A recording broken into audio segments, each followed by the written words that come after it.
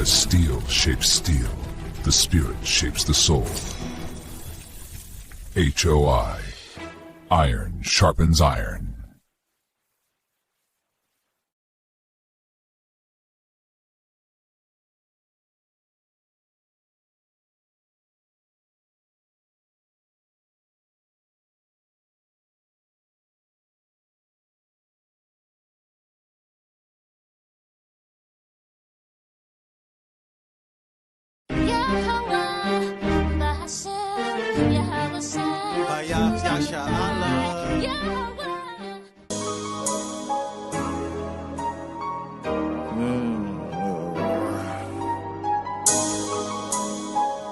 Plantation.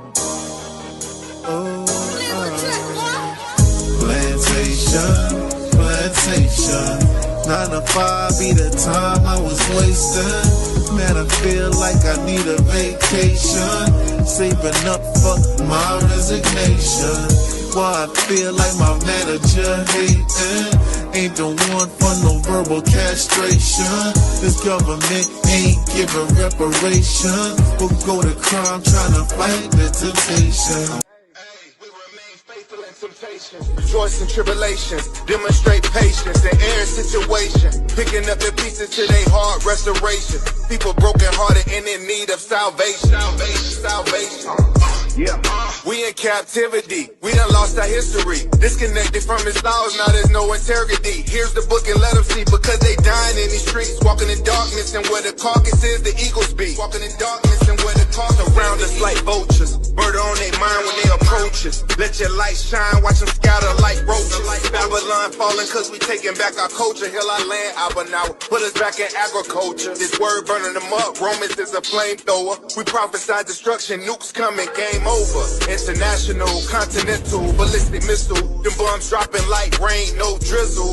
The lake of fire make them sizzle. Showing fruits of the spirit, we don't gather figs of thistles. That's the dog, you know, so just like you were saying.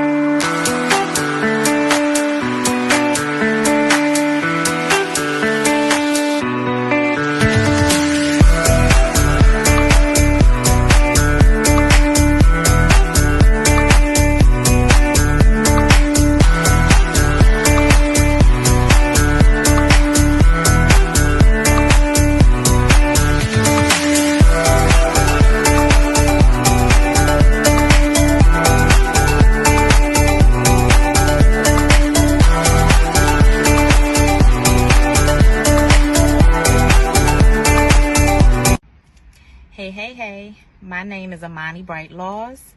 I'm a travel business owner.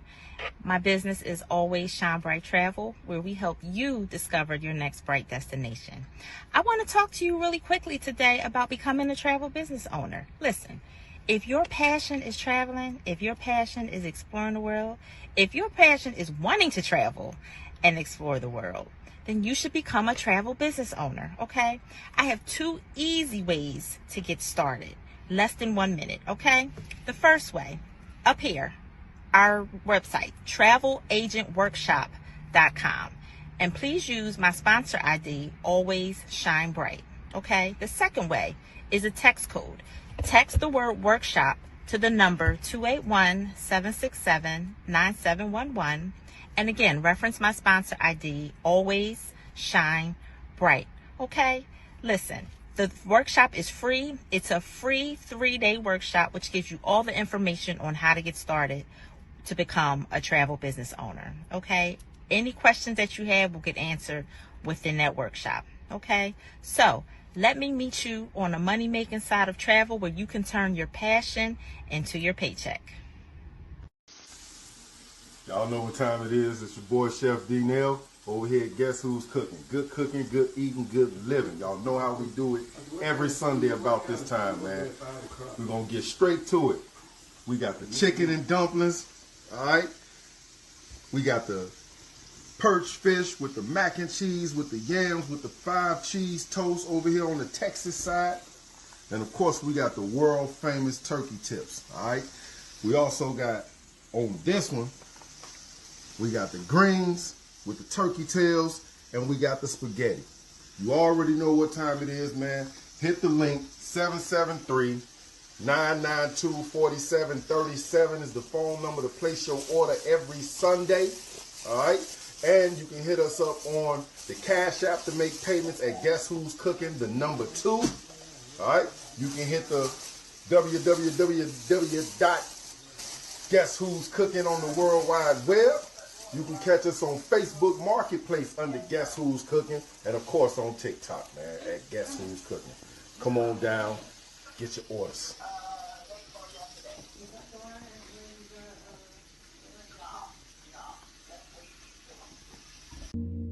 Shame I give you peace from underneath. Give me mind and be a light to reignite. Can you open up the doors to let me in? Can you open up the doors to let me in? You could put the heart inside, don't tap my head. As I sing the love inside from out my mouth. Tell me what you need to find. Tell me now. Tell me what you need to find.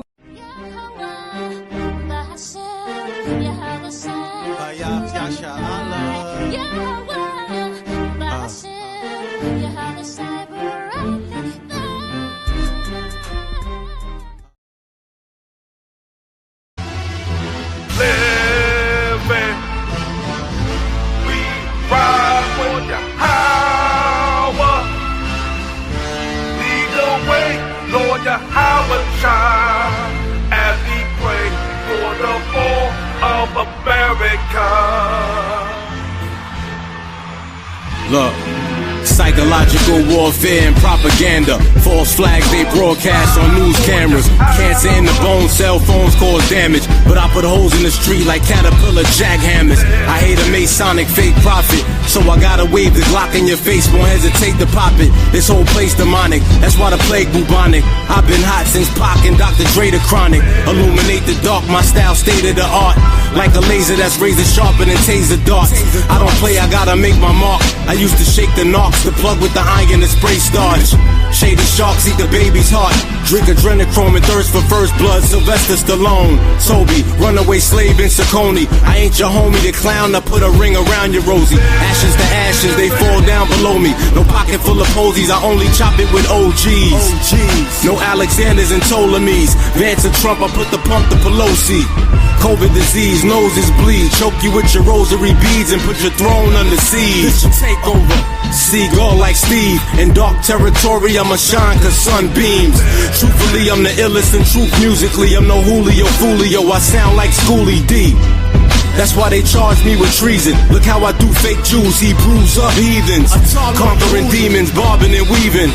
The mark of the beast with Psalms and Ephesians. Keep busting till the locking is screeching.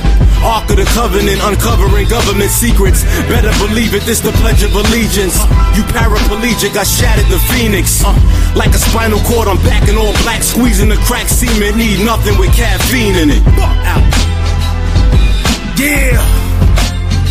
Ashya, Micah Allah, Gabar Ash, HUI soldiers. The 2/3 going crazy, mentally bugging. The 1/3 waiting for your Howard Shah second coming.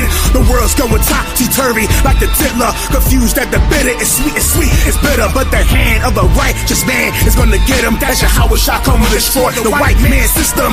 You don't know the half or can figure out the math. When your Howard Shah blow for the fire from his wrath. All praises due to your Howard the power. The most high, the father, rock Yasharala. Bring the judgment, manifest biblical prophecy. Murder, death, killing the earth against our enemies, staying strong, not weak, weary, and feeble. Ride for your Howard Shah, and my peoples staying in the truth, Lord willing, till I'm devoured. Never gonna hide, but ride and die for your Howard. Yo, how about I die for my God and the Howard Shah? At the times of the wicked, he electrifies, sanctify all my people evil that was meant to fly. Petrify all the demons that was meant to fry. Heathen nations in our hoods wanna gentrify. Perpetual hatred, Lord, let me clarify. And 60U35, and I verify. Lord, sheep under Howard, then we edify. Liquefy, identify, maybe specify, intensify. All the other nations that he terrifies. The Bible scriptures kill you bugs like insecticide. Killing nothing, heat the children like it's pesticide. You other nations think you're good cause you stepped aside. Chariots and earthquakes come to rectify.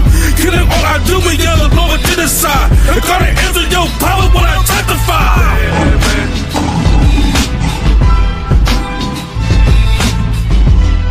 Second Corinthians 15 and 11. All the innocent blood cries. The Lord heard the blood. Now it's time. The judgment is here. The judgment is here. The judgment of Eleanor Bufford. The judgment of Michael. The judgment of all the brothers that suffered. Emmett Till is here now. You ain't gonna escape the judgment of the Lord. God is bringing this judgment. The tornadoes, the floods, the hurricanes. This is all of God. We ain't gonna stop. The Lord is gonna bring this judgment. God's judgment is on the earth. This is the time. As it said, thy kingdom is end. Thy kingdom has come to end. The Lord hears all the cries, from the cries of all the righteous blood that have suffered in America. All the brothers and sisters that have suffered in America. All the brothers and sisters that have been raped, that have murdered, that have been robbed. Now is your time. Your time has come, America. You have to deal with the God. You have to deal with the power of God. Now is your judgment come. You can't escape it. You can't escape the floods. You can't escape the tornadoes. You can't escape the destruction. The Lord is on you. The Lord is on you. World War III is on you. All the destruction of God's people. You gotta pay. All praises. Quam Yashala. Yeah. Come on. Living. Bring it. We gon' ride for your power. As we pray, lead the way, Lord, your power shine. As we pray for the fall of America. Praise our God, call his name. One living. Come on. We gon' ride for your power. As we pray, lead the way, Lord, living. Scream his name, baby. We gon' ride for your power. As we pray, lead the way, Lord, living. Living, baby.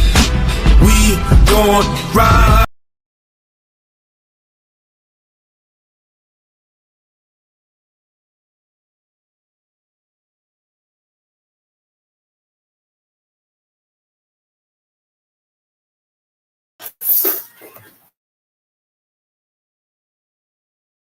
Yeah, you're on mute.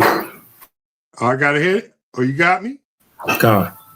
All praises. Yo, you got me over here jamming. Living, we gonna ride for your power. All praises to the Most High. All praises. What a way to start this evening off with the brothers. All praises to you. How about Shimmy? How was Shy? My name is Makab, Brother Makab. You know, I'm here to bring out something that we all know is in our community. We talk about it. It was something that I was talking about at me and a sister one night.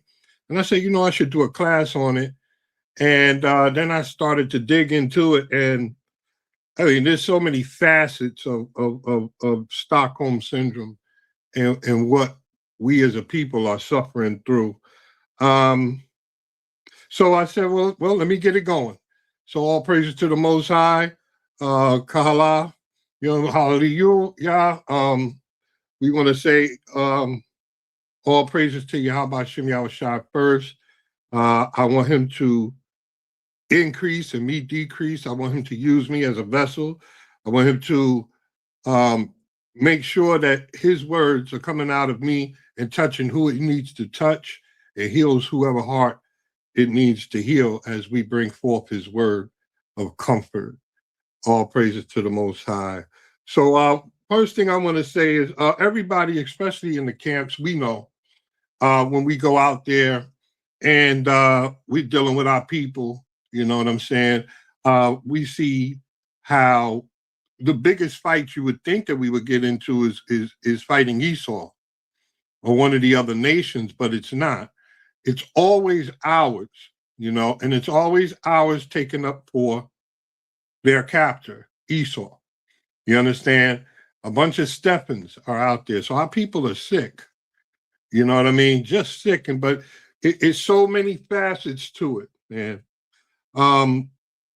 With the dating, with I mean, everything.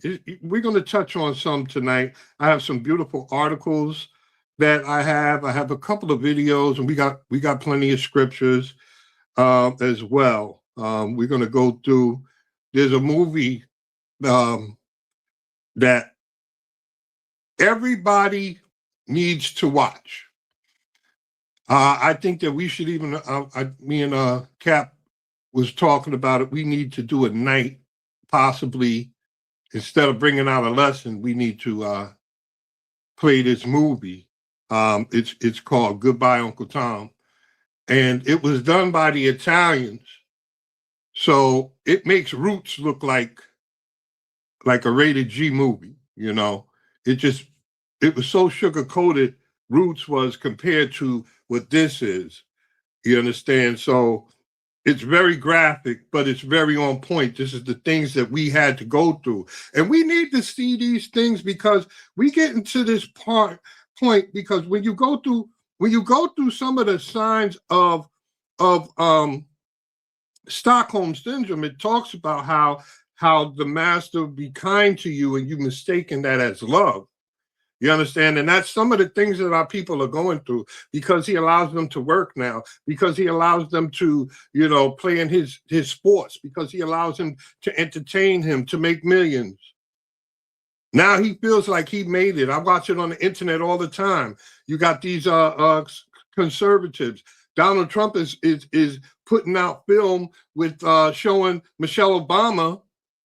Notice I didn't say Barack because Barack is a Hamite, but Michelle is ours.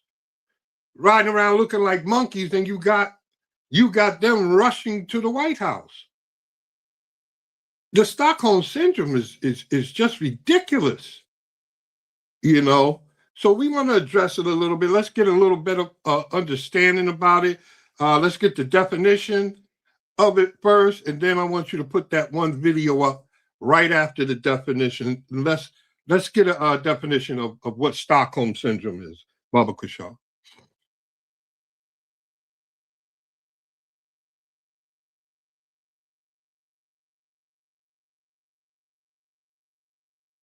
Can you see that?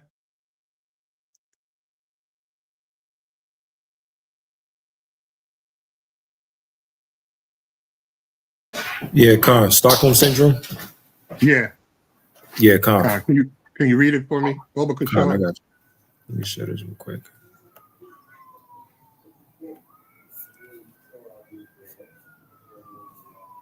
Yeah, because I know what this joint. Yeah, you could just get it. You can Google it yourself. Okay. I just sent it there. Yeah, you can Google it. Once you Google Stockholm syndrome, that's going to pop up. All right, let me get it. Make it better for you to read if you can't enhance that. What I sent. That was just a screenshot.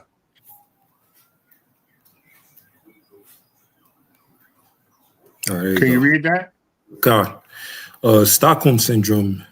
Stockholm syndrome is feelings of trust or affection felt in many cases of kidnapping or hostage taken by a victim toward a captor. Mm-hmm. So, you know, you start to feel a way for your captor. You understand? You start to trust him and everything. And that's what you know, this captor of ours has done. He's been giving us gifts like welfare, like jobs, like this, like that, paying us now, letting us entertain him, letting us play his sports and everything. And now we think that we are part of the American dream. He lets us join his army and everything. He says that, or he lets us move some of us into certain parts of his neighborhoods and let us in some of his schools. You understand? And now we think that we're a part of the American dream. There's never been an American dream for us. It's been an American nightmare since our ancestors got off them boats. You know, but our people are sick. You know, that's why the name of this is called Stockholm Syndrome. The whole head is sick. Let me get that video real quick, with the lady explaining Stockholm Syndrome and where it came from. It came from a place called Stockholm. There was some bank robbers, and they had this lady. She'll explain it, but check it out. So is Stockholm Syndrome an actual trauma response, or is it just something that's been sensationalized by the media? So the term Stockholm Syndrome actually comes from a 1973 failed bank robbery in Stockholm, Sweden, where the 4 hostages believed their captors were more on their side than the police. Soon after, rumors began to spread that the hostages had a unique bond with the criminals, with some stories saying they were in love with them or even defending them in court, all of which, wasn't true. However, this case doesn't really reflect the modern day uses of the term. While a hotly debated topic, today's Stockholm Syndrome refers to a unique dynamic in which a captive forms an emotional bond with their abuser. It's believed to refer to a trauma response born out of self-preservation. Research shows that there are usually 6 characteristics that may indicate a person is experiencing Stockholm Syndrome: feeling affection for their abuser, feeling negatively towards anyone who tries to help them leave the abuser, having sympathy for or defending the abuser, rationalizing abuse, being based. Did you hear that? Bring it back a little bit, where it says that they'll come after anybody who wants to take them away from their captor. That's why they hate us. Feeling negatively towards anyone who tries to help them leave the abuser, having sympathy for or defending the abuser, rationalizing abuse, characteristics that may.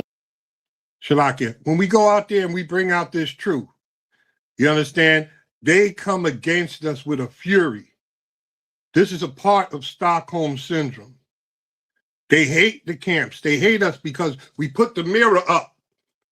And we say, this is what happened here. This is what your captor has done to us. You should want to break away. This was the same situation back in the day with the house nigger. This is exactly what we're going through. Till this day, our people are sick. Finish it off, King. May indicate a person is experiencing Stockholm Syndrome: feeling affection for their abuser, feeling negatively towards anyone who tries to help them leave the abuser, having sympathy for or defending the abuser, rationalizing abuse, seeing basic decency as exceptional kindness, and feeling powerless to leave. Oftentimes, Stockholm Syndrome is used to describe a wide variety of abuse survivors, such as survivors of kidnapping, DV, cults, and human trafficking. In cases of human trafficking, it can present as trauma bonding. For survivors of trafficking, trauma bonding with their trafficker is a psychological coping mechanism for prolonged trauma. It's their brain's way of trying to protect them during these deeply traumatic experiences, such as developing appeasement strategies to avoid threats of harm that come after angering their abuser. It can be extremely difficult for survivors to make sense of the cognitive dissonance that lies at the core of trauma bonding, which is the internal conflict of caring for the person that controls and abuses them. This conflict is intentionally reinforced by the actions of abusers, who sprinkle random acts of kindness amid the abuse to confuse their victims and make them question reality. Healing from trauma bonds can be a long and complex process, which is why making trauma-informed care as available and accessible as possible for survivors is essential. If you want to learn more about Stockholm Syndrome and human trafficking, we have an entire blog on this that you can find in our bio. So, see, that's exactly what our people are going through. We see it all the time.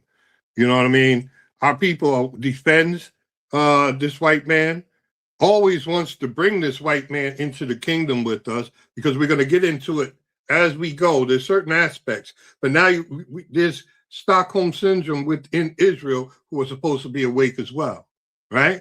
There's so many different aspects, but I want to get into the Goodbye Uncle Tom, because it's going to show you, how these things started on our people. So I want you to just go to the 308 timestamp of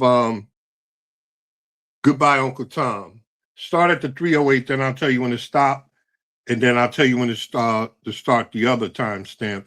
But this is a serious movie, Yasharala. If you haven't seen it, you really need to see it, because it will show you what they did to us. And you need to remember, that's the problem. They take out all of what they've done. They take out all of even the things that we did, to fight. And they make it seem like we just sat there and took everything.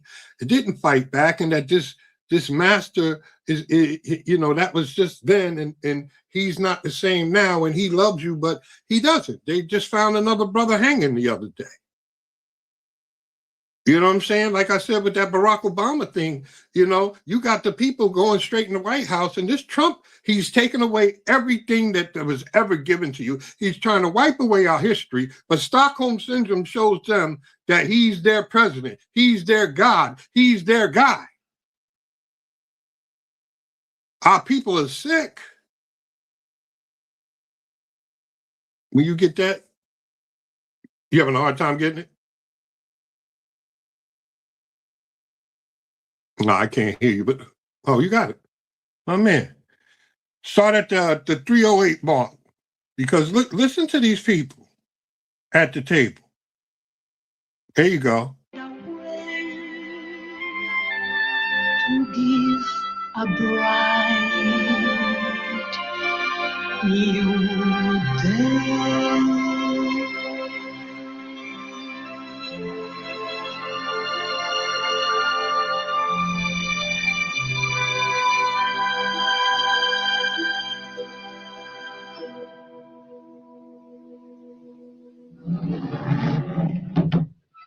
I beg your pardon, madam. We didn't mean to disturb, but may we... Come, but of course, please. But who are these gentlemen? Europeans. To be precise, they're Italians. Journalists. They've come here to the South to conduct an inquest. Is that the proper expression? On slavery. Indeed, they seem to be quite shocked. What is their religion? They're Catholics, I believe. You are Catholic, are you not? Yes, Roman Catholic. Well, they shouldn't feel too shocked. After all, their Pope, who's most generous with his excommunications, has yet to excommunicate a traitor in black flesh. Unless they eat it on a Friday. Excommunication? Catholic priests here in the South, between one Our Father and another Hail Mary, they raise goats and slaves. And I must confess, they know their business. The last 7 males I bought were sold to me by the St. Inigo Jesuits in Maryland. Finest bunch I ever bought. But why are they here, then? I could be wrong, but perhaps it's because they too are slaves. You know how Catholics are. Slaves to the fascination of sin. Perhaps it might be their oppositionist instinct. You know, Europeans, ever since the French Revolution, they've been attacking everything. But, madam, times have changed. Rousseau, Diderot, Voltaire. Now it's Catholics who read the devil's own books. Oh, what would His Holiness in Rome have to say about that? Please, please, these gentlemen are my guests, and I myself have allowed them to move freely about the house, so they can learn who really are the slaves and masters here. Senator, don't, please. No chicken bones, I beg of you. I had to take 2 of them to the Look at that. already this week. They were feeding our kids bones under the table. I have a suggestion that might enlighten like dogs. All of you at this table are distinguished people, and it would be most illuminating to hear your frank and authoritative views on the subject of slavery. Look at you this. know what Europeans say about us? That That's we our have children. sex and won't talk about it. I agree, and I shall speak first. We cannot hide slavery any more than we can hide an erupting volcano, a forest fire, or leprosy. In my own case, it is true that I have freed my slaves because they were stupid, foul-smelling, sad, and bothersome. I'm an aristocrat. I believe in freedom, but not equality. That is my statement. Signed, John Randolph of Roanoke. I'm Professor Thomas R. Zoo. In history, we know that every great civilization was founded on slavery. Let us take the classic examples of Greece and the Rome from whence you gentlemen come. It's God's and nature's law that man attempt to prevail over his fellow man. Till one becomes the master, one becomes the slave. Let us remember that God is white, and as long as God is white, we prevail over all other races. Sorry, Professor. What was that you said? God is white, and as long as God is white, we shall prevail over all other races. Beg your pardon, Professor, but with all this confusion, would you mind repeating? God is white, and as long as God is white, we shall prevail over all other Hear that? races. Thank you very much. God is Any other white. viewpoints? Perhaps I too may say something to these gentlemen from Europe. I am not a Southerner. My name is Harriet Beecher Stowe, and I'm from New England. I've been here but a few days, but even in that shorter span, I've formed a personal opinion. May I state it? Please do. Even if I share the universal opinion that the black race is indisputably inferior to all other races, You hear I that? must, on the other hand, also state that You hear slaves that? are of human origin and do have an Notice the embryonic fan. intelligence. The kids are working the fan. I do not hesitate keeping to tell them cool. that I entertained for the suffering slave a degree of sympathy which equals the disgust I hold for those who make him suffer. I am an American who no longer understands her Southern kinsmen, and this tragic fact distresses me deeply. I can feel it. Yes, I can feel it. The wind has changed. It has turned. Are we to have a thunderstorm? And is this not a forecast of even more violent storms that may cause our great country's unity to falter? I have heard God's voice, and his word has told me to write a story, to write a book. I think I'll call it Uncle Tom's Cabin, and it is my great hope that it will enlighten and ease our souls. Stop right there. And get the 1237 mark ready to go. But do you see that? You see how they were treating us? You see they have our babies up under the table, feeding them chicken bones, feeding them scraps. You understand? Talking about how we're the inferior race and everything, and how God is white. Does that sound familiar? God is white so that we can go over there and prevail over everybody. This is where they started to bred in the Stockholm syndrome. Through these things right here, our people are still dealing with this. We're still dealing with white Jesus. We're still dealing with God is white. We're still dealing with we're inferior. We're still dealing with all of these things that was put in our ancestors. And we're going to get into more and more. We're going to get into the science part of it as well. Because they know what they're doing. They'll tell you that in Willie Lynch. We'll get into that. But then they did studies on mice, where it shows that mice pass down trauma through DNA to their little mice kids. So these cats scientifically know, scientifically, they knew about the projects. They use mice. They study to do things to harm us, to keep us in the situation that we're in. That's why you only hear the black man saying, I just want to be comfortable. Because that's all he wants to be. He wants to be comfortable and live. I used to say that too. Nah, I want the kingdom now. I want everything back that's mine. I want everything back that's my people's. You took everything. I want retribution. They don't have that warrior spirit no more. Stockholm syndrome. Now let's go into that 12, go to 1237 and look at this. This is gets more graphic, but it's going to show you about them ships. Okay, King.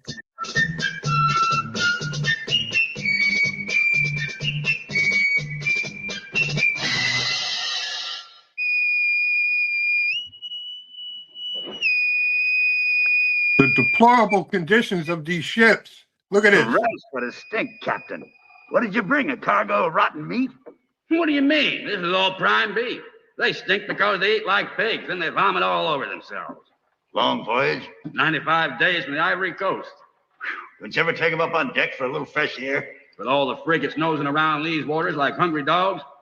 Times have changed, Mr. Sims, now that our damn Yankee government considers this cargo contraband. If they catch me with even one nigger on board, it's up the rope I go, and I wouldn't be the first. They're bound to rot away down there in that cesspool. Not on your life. Aboard my ship, hygiene's the rule. That means a clean ship, clean cargo. When one of them gets took bad, I don't wait till he plagues the others. No, sir. It's into the brining with them then and there. Captain Wicks delivers the goods in perfect condition. Anyone can tell you that. How many head you got? 326, including the wench. This batch is all stallions. No syphilis, and they've all busting with seed. But look how rested they are. I travels in comfort. Each one got a space 6 foot by 2 foot. They can even turn around. Real stallions. Every night they so hot for pleasure, and they all humping each other like a pack of dogs. And chains don't stop no how. And here's the wenches. All of them got pups, and near all is pregnant again. How many? 112. You go $300 each. You touch, Captain? You know I don't buy by the head, I buy by the pound. All right, say $200. By the pound, I said. Hey, what are you doing, drowning them? I told you, rule number 1, hygiene. 3 showers a day. Salt water kills their fleas and lice. Then you wring them and hang them out to dry, I reckon. God almighty, what a pest hole. That's diarrhea. Just busting with help, ain't they, you old pirate? It happens now and then. But we know how to cure it. The usual cure? It's the oldest and the surest. Sugarcane plug, oakum, and tar. And bam, ram it in hard. Keeps the bowels locked up tight and the soul from escaping from the back door. Stop that, bro. How come you don't? Did you guys see that? These guys, our people had diarrhea, and they were sticking plugs up their butt to plug up the diarrhea. This is what they were doing to our people on these ships, and worse. And everybody wants this man to be saved. After all of these atrocities that he's done to our ancestors, to us.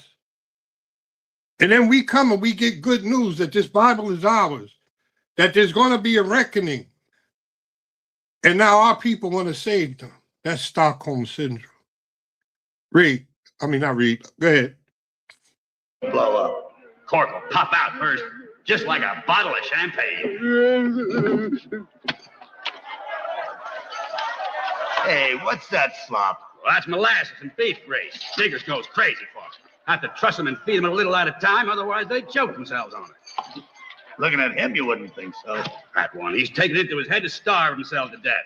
A real pitiful case. Hey, Doc, chisel, hammer, and file. Go ahead and serve dinner.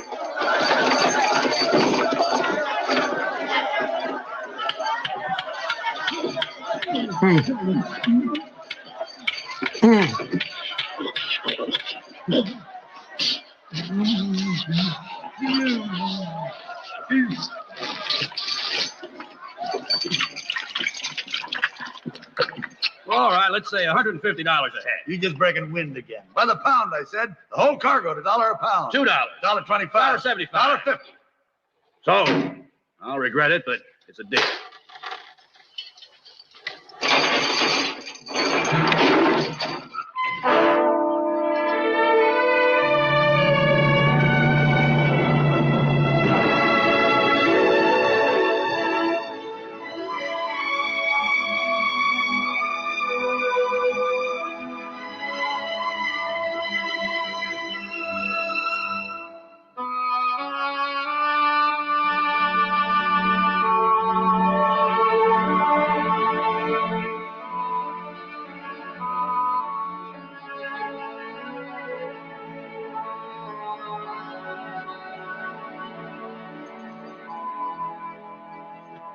Well, nothing else to show you. 1 sugar cane per head, and I take back their personal effects for my next cargo. Naked I bought them, and naked I sell. All hands ashore. You too, gentlemen. The voyage is over. How can it be? The ship hasn't made port. And she ain't a gunner. Too many busybodies ashore. Keep moving. All right, lad. Come on. Keep moving. Watch how you swing that hammer, Mr. Watson. All right, come on then. Keep moving. Watch how you swing that hammer, you black bastard. That's it. Keep moving. And watch where you come. White lady looking at those brothers. You bastard. Come on. Give me that check. Keep moving, Mr. Offbeat. Look at him. Come here. House Come nigga. over here right now. Come here, I said.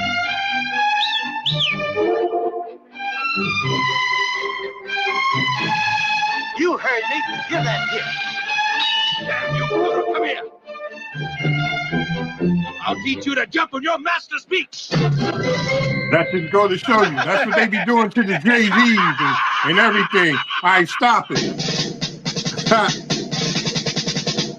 You could dress like Master. You could do all of that like Master, but you ain't going to outdo Master. You got your Jay-Z's, Beyonce's, and all of them. They step out of line.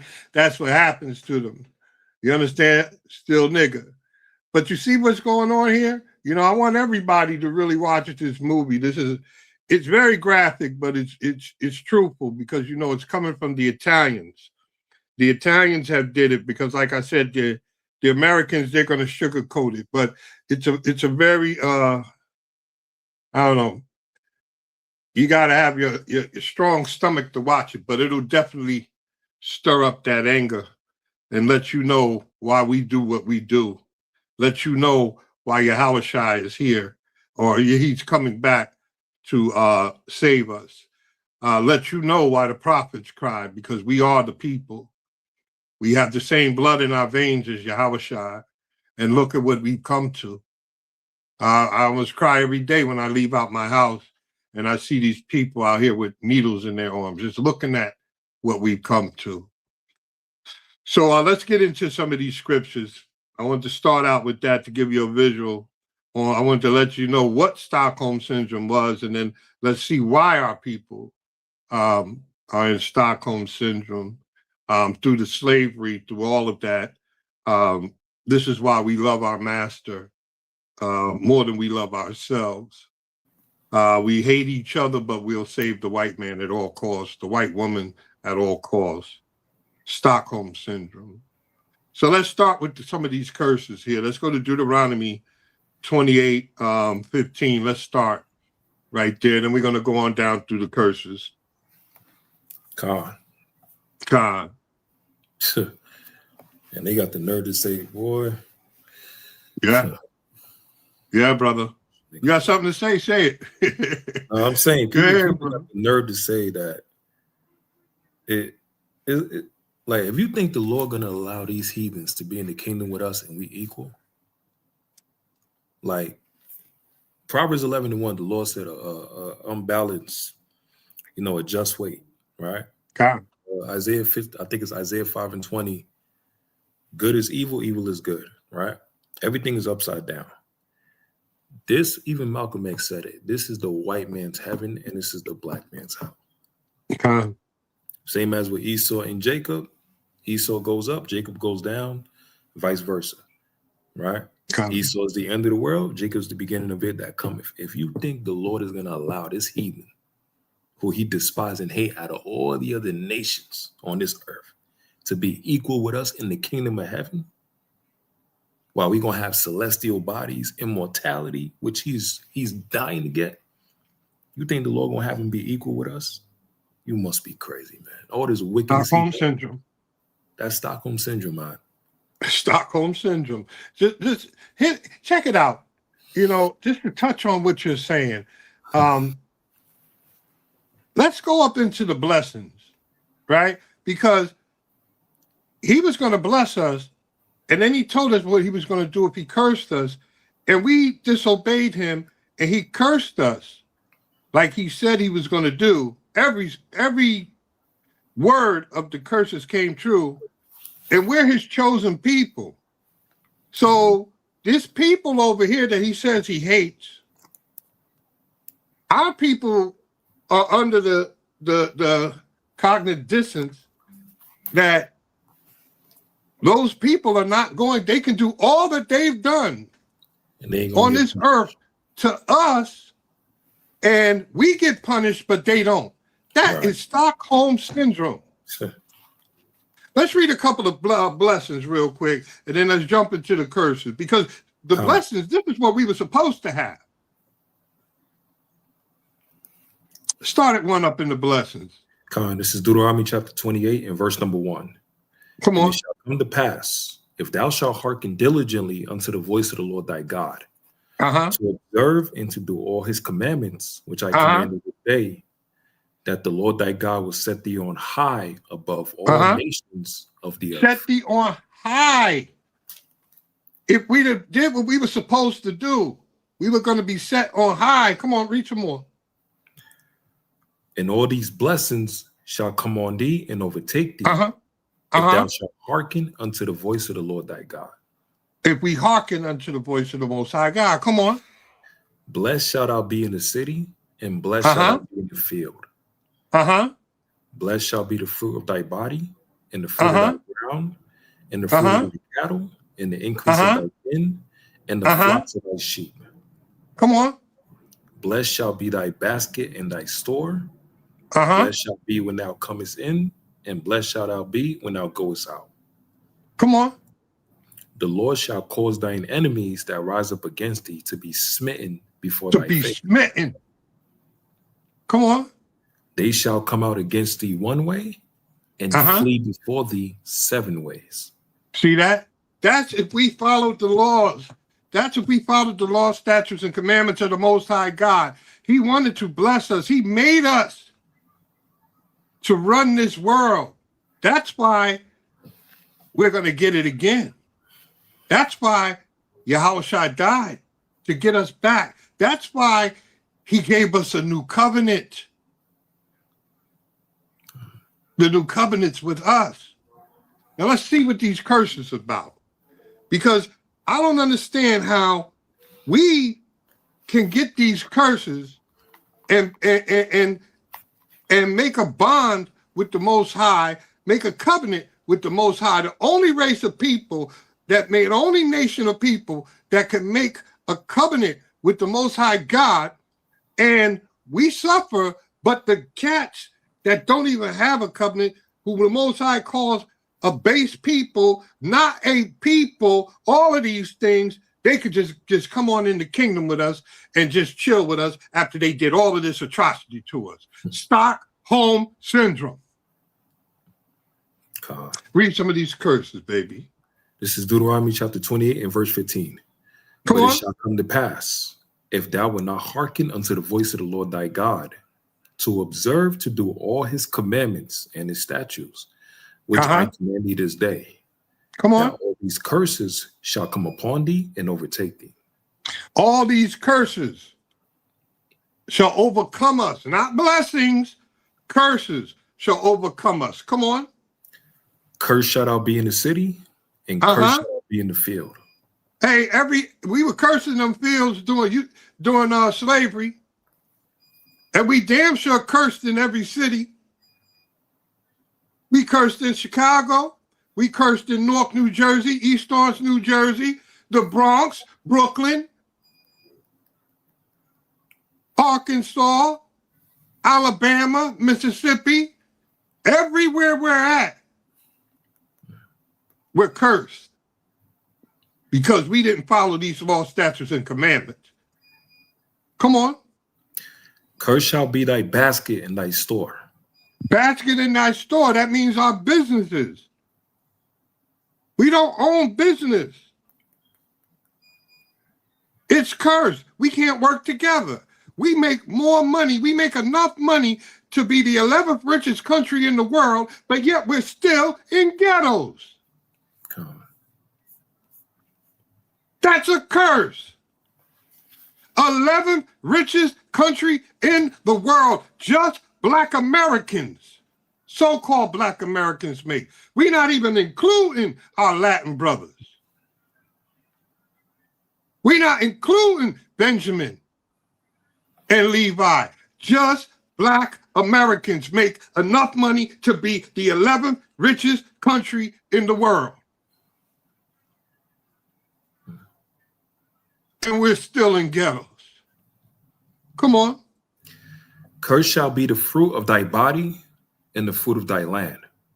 Cursed, look at our kids. They're cursed. Killing each other. Not living to see 18. You name it what they're doing out there. Our babies, it breaks my heart. Come on. And the fruit of thy land, the increase of thy kin, and the flocks of thy sheep. Come on. Cursed shalt thou be when thou comest in, and cursed shalt thou be when thou goest out. Go to 25. Deuteronomy chapter 28 and verse number 25. The Come on. Lord shall cause thee to be smitten before thine enemies. Uh-huh. Thou shalt go out one way against them and flee 7 ways before them. See, we're smitten before our enemies all the time. That's why we can't rise up. Give me 28 through 30, Baba Kashar. God, verse number 28. The Lord shall smite thee with madness and blindness and astonishment. Stop right there. Madness. What's madness? Crazy. Find the definition of madness for me real quick, King. Because you look all up and down these streets, and I know it's everywhere, because they got these psychedelic drugs out here or whatever, and our kids are freaking strucken with madness, walking up and down the street, talking to themselves, doing all types of craziness. This is a curse. Read that when you get it, brother. God. It says madness is extremely foolish, irrational, or reckless behavior. You see that all day long in the community. What's the next definition? It says something similar to folly, foolishness, stupidity, insanity, lunacy. Insanity, lunacy. Come on. The state of having a serious mental health condition. Not intelligently used. In his madness, he destroyed the work of years. You see that? That's what you're seeing going up. I'm up here in the Bronx. I'm up here in New York. You know what I'm saying? And that's all I see. That's all I see. It's a curse on our people. I don't see it on everybody. I see it on our people, and that's not just the blacks. I'm talking about the blacks and Hispanics and Native Americans. Because go out to New Mexico. I was just out there a couple of years ago.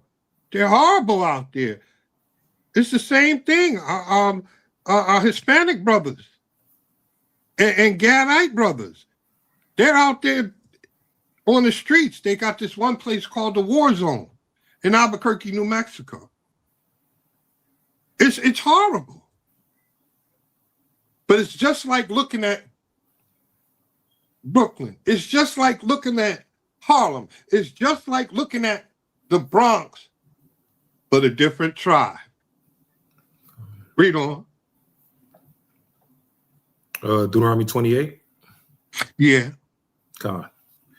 Deuteronomy chapter 28 and verse number 29. And thou shalt grope at noonday as the blind gropeth in darkness. And thou shalt not prosper in thy ways. No, we're not going to prosper in our ways. That's why we can't shake it. We get to a certain level and they knock us back down. That's why we had Black Wall Street, all of that. Knock it back down. Can't prosper. Read on. And thou shalt grope at noonday as the blind gropeth in darkness, and thou shalt not prosper in thy ways, and thou shalt be only oppressed. Only what? Spoiled. Only oppressed. Only, and spoiled evermore. And that's not talking about spoiling your kids. That's not the spoiled he's talking about. Okay? Meaning you're going to be destroyed forevermore. Read on. And no man shall save thee. No man shall save us. There's only one that'll save us. He's on his way. Give me 32 and 33, Baba Kashar. God. Deuteronomy chapter 28 and verse number 32. Thy sons and thy daughters shall be given unto another people. Our sons and daughters during the time of slavery were taken from us and sold and given to other people. They're still doing that today. When they come and get your son and put him in prison, when they come and get your daughter and put her in prison, Because these days they throwing the women in prison just as much as they throwing the young men in prison. When diapers, I don't know what they call it in your state, but when diapers comes to your house and takes your child because you disciplined them and gives it to another people who ends up raping them or whatever. This is the stuff that still goes on. Read on. Hey, Salakia, in Chicago, they call it DCFS. Okay, in Jersey, they call it diapers. Yeah, and in the Bronx, we call it ACS. Okay, see, I know every state got different names for it, but it's the same thing. You know, wherever you go, it's no good. You don't hear no good results. I've never heard one good story come out of it. Yeah, they put you in the foster system. Yes.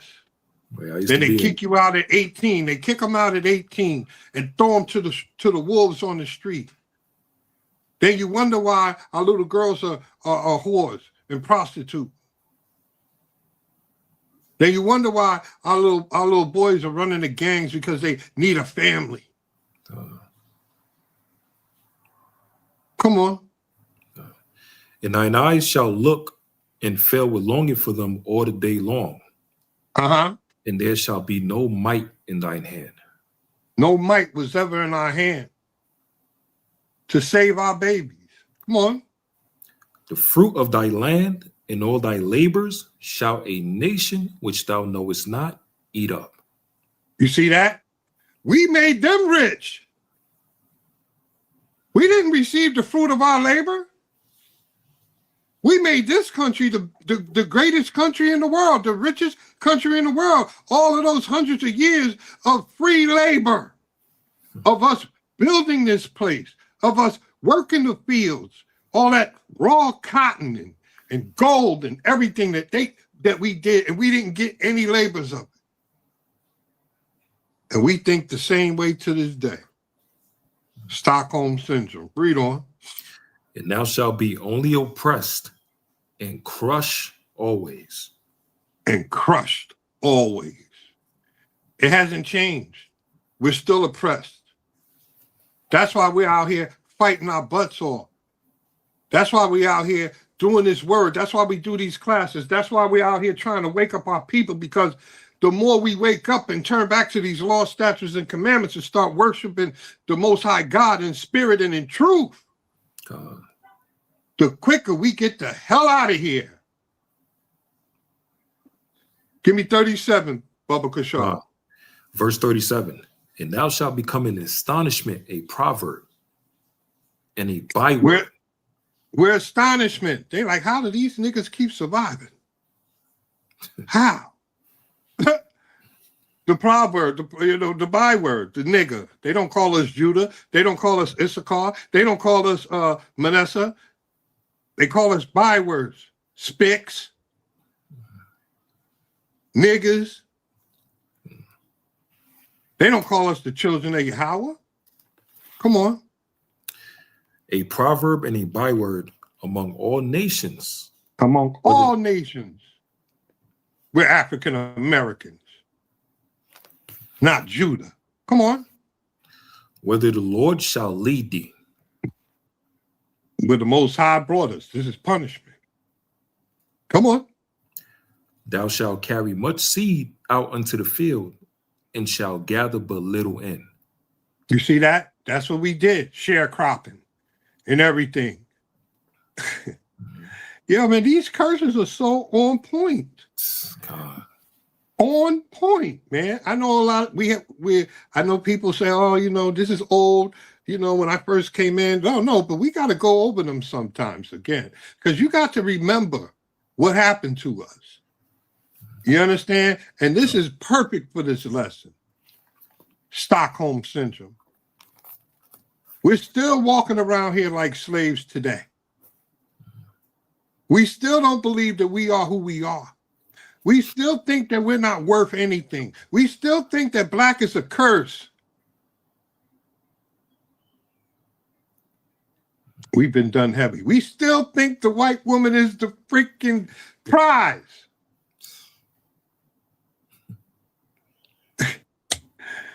Let me make some money and give it to her.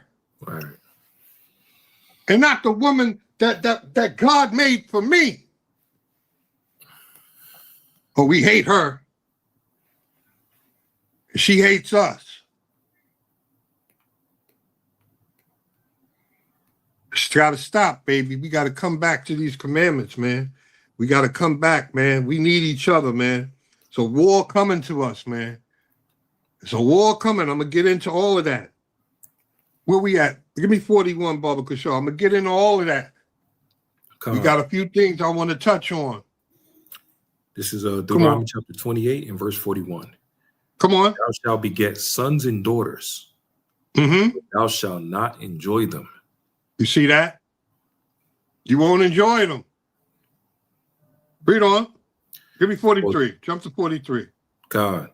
Verse 43. The stranger that is within thee shall get up above thee very high. Uh-huh. And thou shalt come down very low. So that white man that was among us, he came up very high. And we went down very low. He's got living off the fat of the land. In everybody's land. He's taken everybody's resources by the sword, as Esau is prophesied to do, as his blessing is. And we're suffering because we went up under the curses. Give me 48 through 50. Deuteronomy 28, verse 48. Therefore shalt thou serve thine enemies, which the Lord shall send against thee. Uh-huh. In hunger. In hunger. In thirst. In thirst. And in nakedness. And in nakedness. We don't own our own clothes. We don't have textiles to make our own clothes. We don't own any supermarkets. We ain't got no farms. You got a little makeshift farm, some of us. Well, we not feeding ourselves. We got to go to our enemy. That's why Israel's eating defiled food right now. We're eating clones of stuff. That's why Israel's dying of high blood pressure and diabetes and everything. If we had our own, we would be eating right according to these laws. Come on. And in want of all things.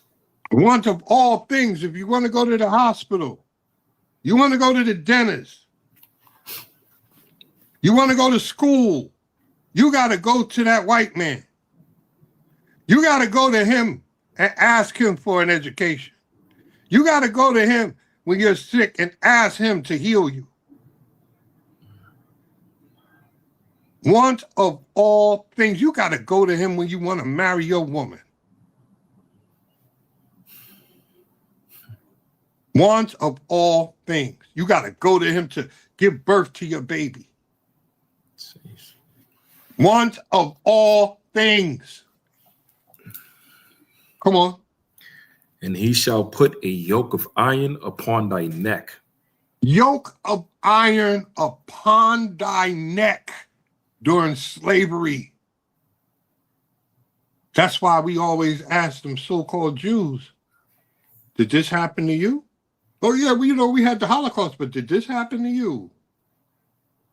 We did the Holocaust, yeah. But did this happen to you? It's not figurative. They start doing the Jewish tap dance. Right. The rat shuffle. Yeah. They start doing it, boy.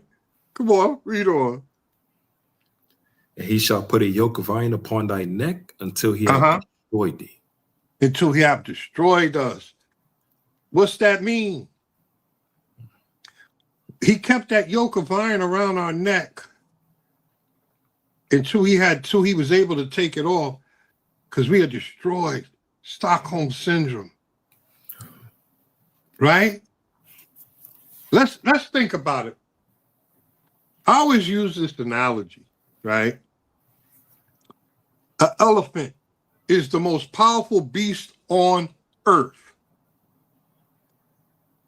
But yet he thinks a little pin in a stake can hold him. Why? Because when he was little, they put that pin in that stake because he wasn't strong enough. So then after the years, he's thinking that this thing can hold him. And because he forgot that he was the most powerful beast on earth. All he had to do was lift his leg. Well, that's what they did to us. We the fastest runners. We the best fighters. We the best inventors. We're this, but yet we still think we need him. We still think we got that yoke of iron around our neck. Stockholm syndrome, baby.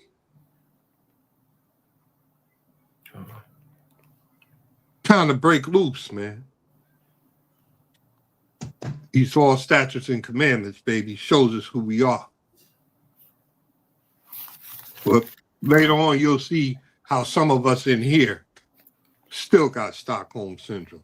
We got a couple of brothers that I used to watch. Stockholm syndrome. Now they can save the white man.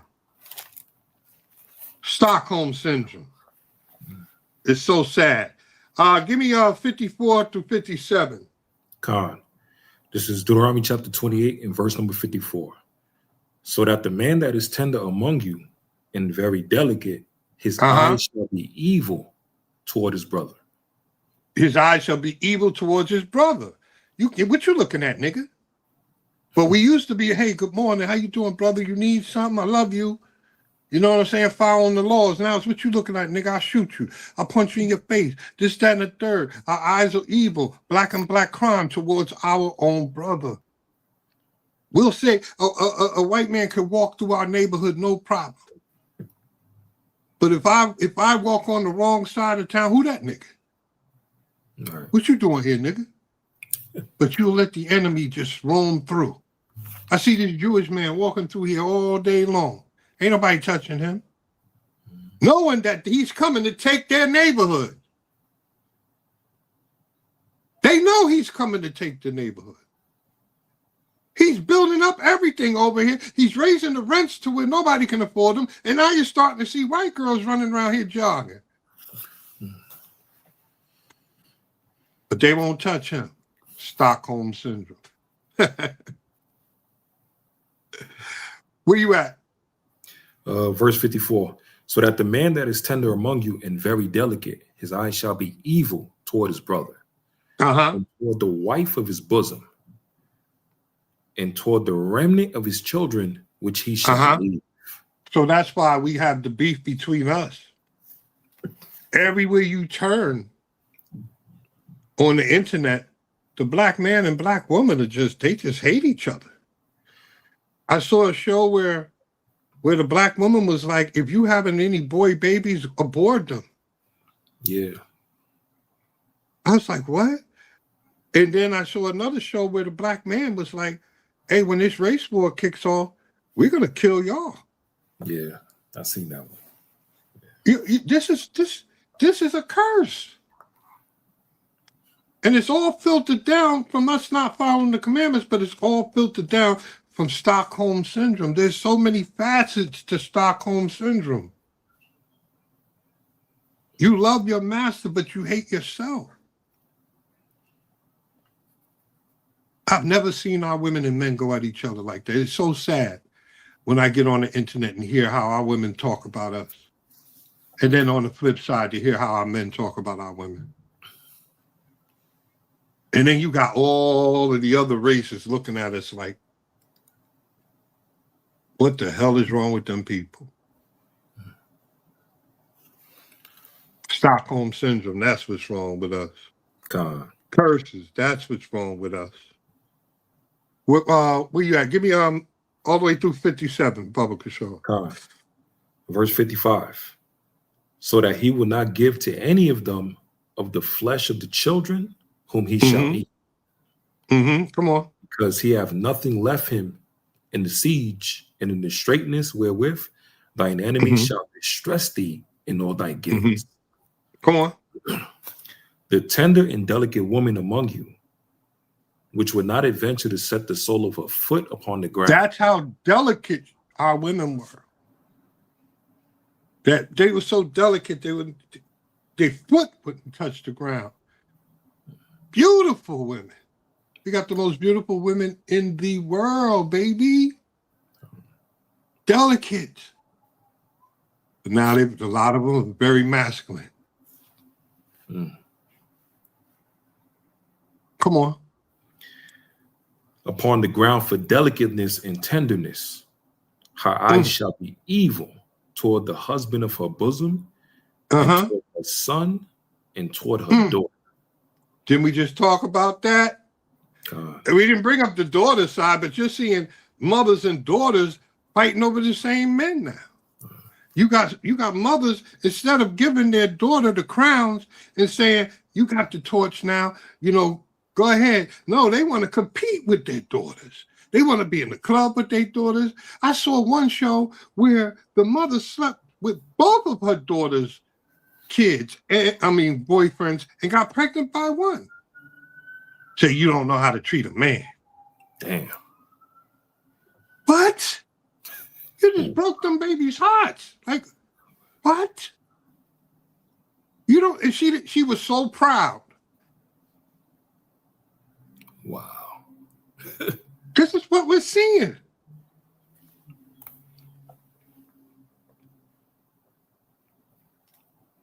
Give me 68. Let's close it off. Oh no, I want 57. I want 57. 57. Con. Yeah, con. And toward her young one that cometh out from between her feet, and toward her children which she shall bear. See that? For she shall eat them for one of all things, secretly in the siege and straitness, wherewith thine enemies shall distress thee in thy gates. Give me 68 now. Let's go to what we just saw. This is Deuteronomy chapter 28 and verse 68. And the Lord shall bring thee into Egypt again with ships. By the way whereof I spake unto thee, thou shalt see it no more again. So Egypt meaning what? House of bondage, meaning slavery. We all know that. Egypt is used as bondage in the Bible. So he's saying you're going to go back to slavery, which we just watched in Goodbye Uncle Tom on them slave ships. Come on. And there you shall be sold unto your enemies, for bondmen and bondwomen, and no man shall buy you. And no man shall redeem you. Only the Mashiach can redeem you. Let's go see when we're going to be redeemed. Let's prove that. Give me Luke. Luke 21. Start at 20. Con. It'll bring you through the whole thing. See, this is Christ saying it. This is how I don't understand how our fellow Christian brothers don't see this in their text. What's Christ saying? Start at 20. Baba Kasha. This is the book of Luke, chapter 21 and verse 20. And when ye shall see Jerusalem compassed with armies, then know that the desolation thereof is nigh. Know that the desolation thereof is nigh. This happened during 70 AD when Romans surrounded Jerusalem. Come on. Then let them which are in Judea flee to the mountains. And let them which are in the midst of it depart out. So he said, let them flee into the mountains, meaning fleeing into the mountains over into Africa, which is estimated when you go into history books that 1 million of us fled into Africa, fleeing from Roman persecution. Come on. And let not them that are in the countries enter therein too. Come on. For these be the days of vengeance. These be the days of vengeance. Whose vengeance? Yahweh's vengeance. Come on. That all things which are written may be fulfilled. All those things that we just read about, if we didn't do this, all of these curses were going to come. That is what was going to be fulfilled. Every single curse he's saying is about to be fulfilled. Come on. But woe unto them that are with child, and to them that give suck. Come on. In those days, for there shall be great distress in the land and a wrath upon this people. and a wrath upon us. Come on. And they shall fall by the edge of the sword. Uh-huh. And shall be led away captive in all nations. Led away captive into all nations. That is slavery. Christ is telling you about the slave trade. God. He said, you will be led away captive into all nations. Captive is captivity, is slavery. This is Christ telling you what was going to happen to the children of Israel. Come on. And Jerusalem shall be trodden down of the Gentiles. Uh-huh. Until the times of the Gentiles be fulfilled. So hold on, stop right there. This is where I don't understand why Christians don't get this, right? Because he said that we were going to be spread into all nations captive, in captivity. But while we were spread into all nations in captivity, Jerusalem was going to be trodden down by the Gentile. So while we're all spread about all over, the Gentiles are running our land right now.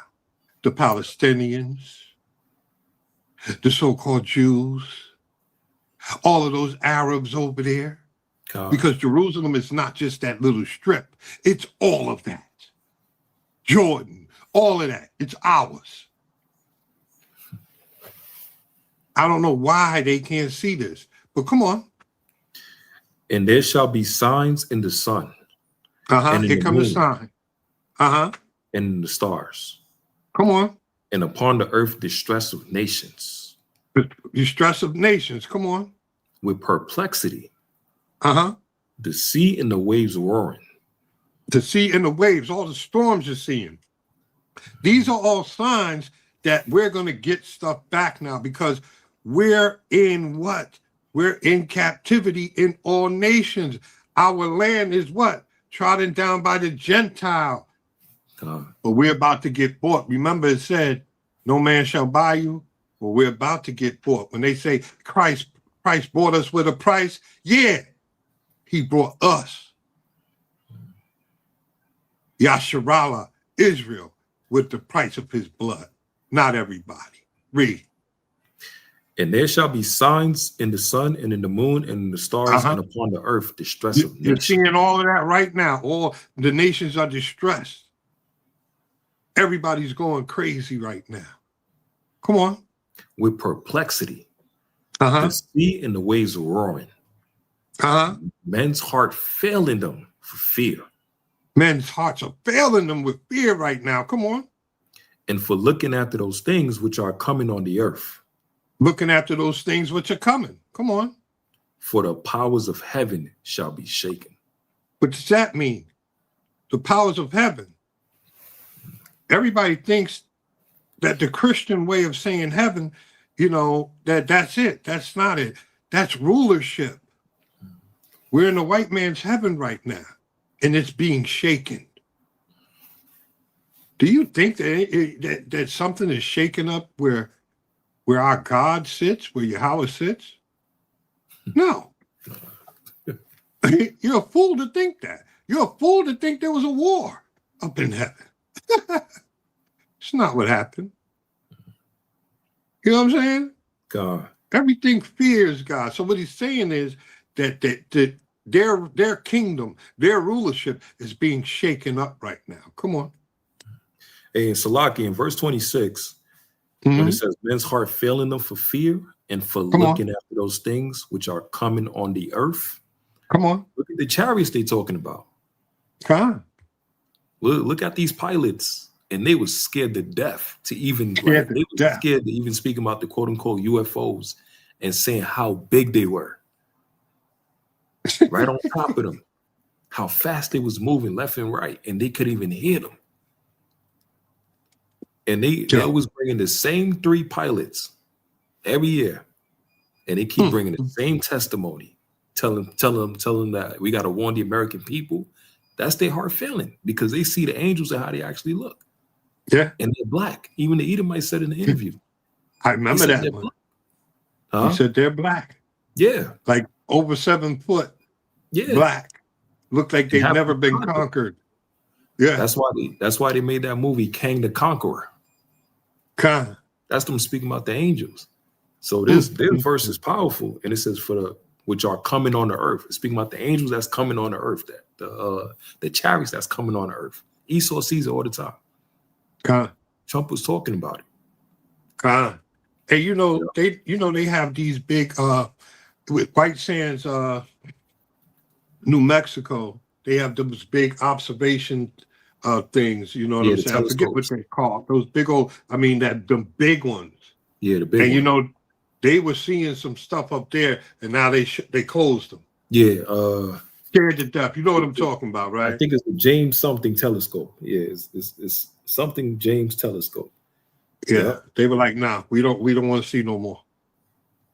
And we don't want to see no more. Yeah. Verse 27. Yeah, come on. And then shall they see the Son of Man coming in a cloud with power and great glory. Then, after all of this, they're going to see Yahushua coming with great power. Come on. And when these things begin to come to pass, then look up and lift up your heads. Lift up your heads, y'all. Come on. For your redemption draweth nigh. For your redemption draweth nigh. That's another cut right there. Yahushua said it himself. He said he's talking to Israel.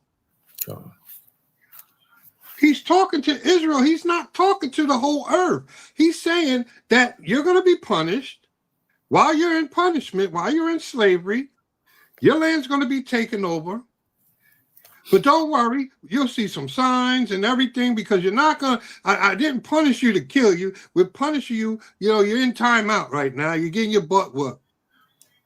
But check this out. There's going to be a time, look at the signs when I'm going to come and save you. I'm going to come and redeem you. Where is the whole world involved in that? That's out of Christ's mouth. I'm coming to get you, Israel. Then he's going to bring us back to our place. So like the scripture said, no man shall buy you. No, this is when we were bought. This is when we get bought by Yahushua. God? Hey, and Salakia, when he said no man shall buy you, remember Isaiah 47, Yahushua said, I'm not coming to meet you as a man. That's right. That's right. He's coming as a God. That's right. That's right. All right. So I got some other good stuff. Let's get that first article. Let's read into that. That first article that I have up there. Then I have one more, but we'll get into that later. Give me that first article on relationship with Stockholm syndrome. This is the first. So yeah, brothers and sisters. Okay, I see it. Our people are running around here sick to death. Running around here on Stockholm syndrome. Fear, everything that those curses talked about. Groping at noonday. You forgot who you were. You think you're a nigger. You think you're a spick. You think you're a tonto.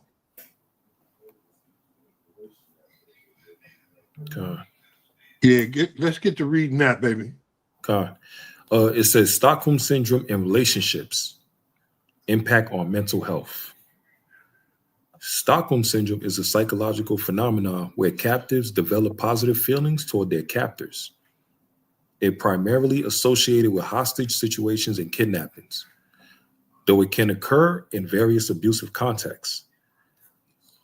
In some instances, the victims form bonds with their captors and may even become sympathetic towards them, the opposite of feeling fear, terror, and disdain, which one may expect in these situations. The term originated from a 1973 bank robbery in Stockholm, Sweden. During a 6-day standoff, 4 hostages formed emotional bonds with their captors, even defending them after release. That's crazy.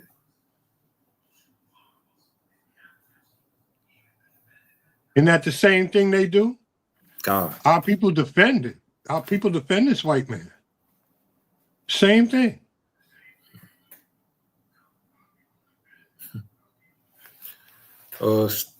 Stockholm Syndrome signs, it says refuse to cooperate, against captor, positive feelings toward captor.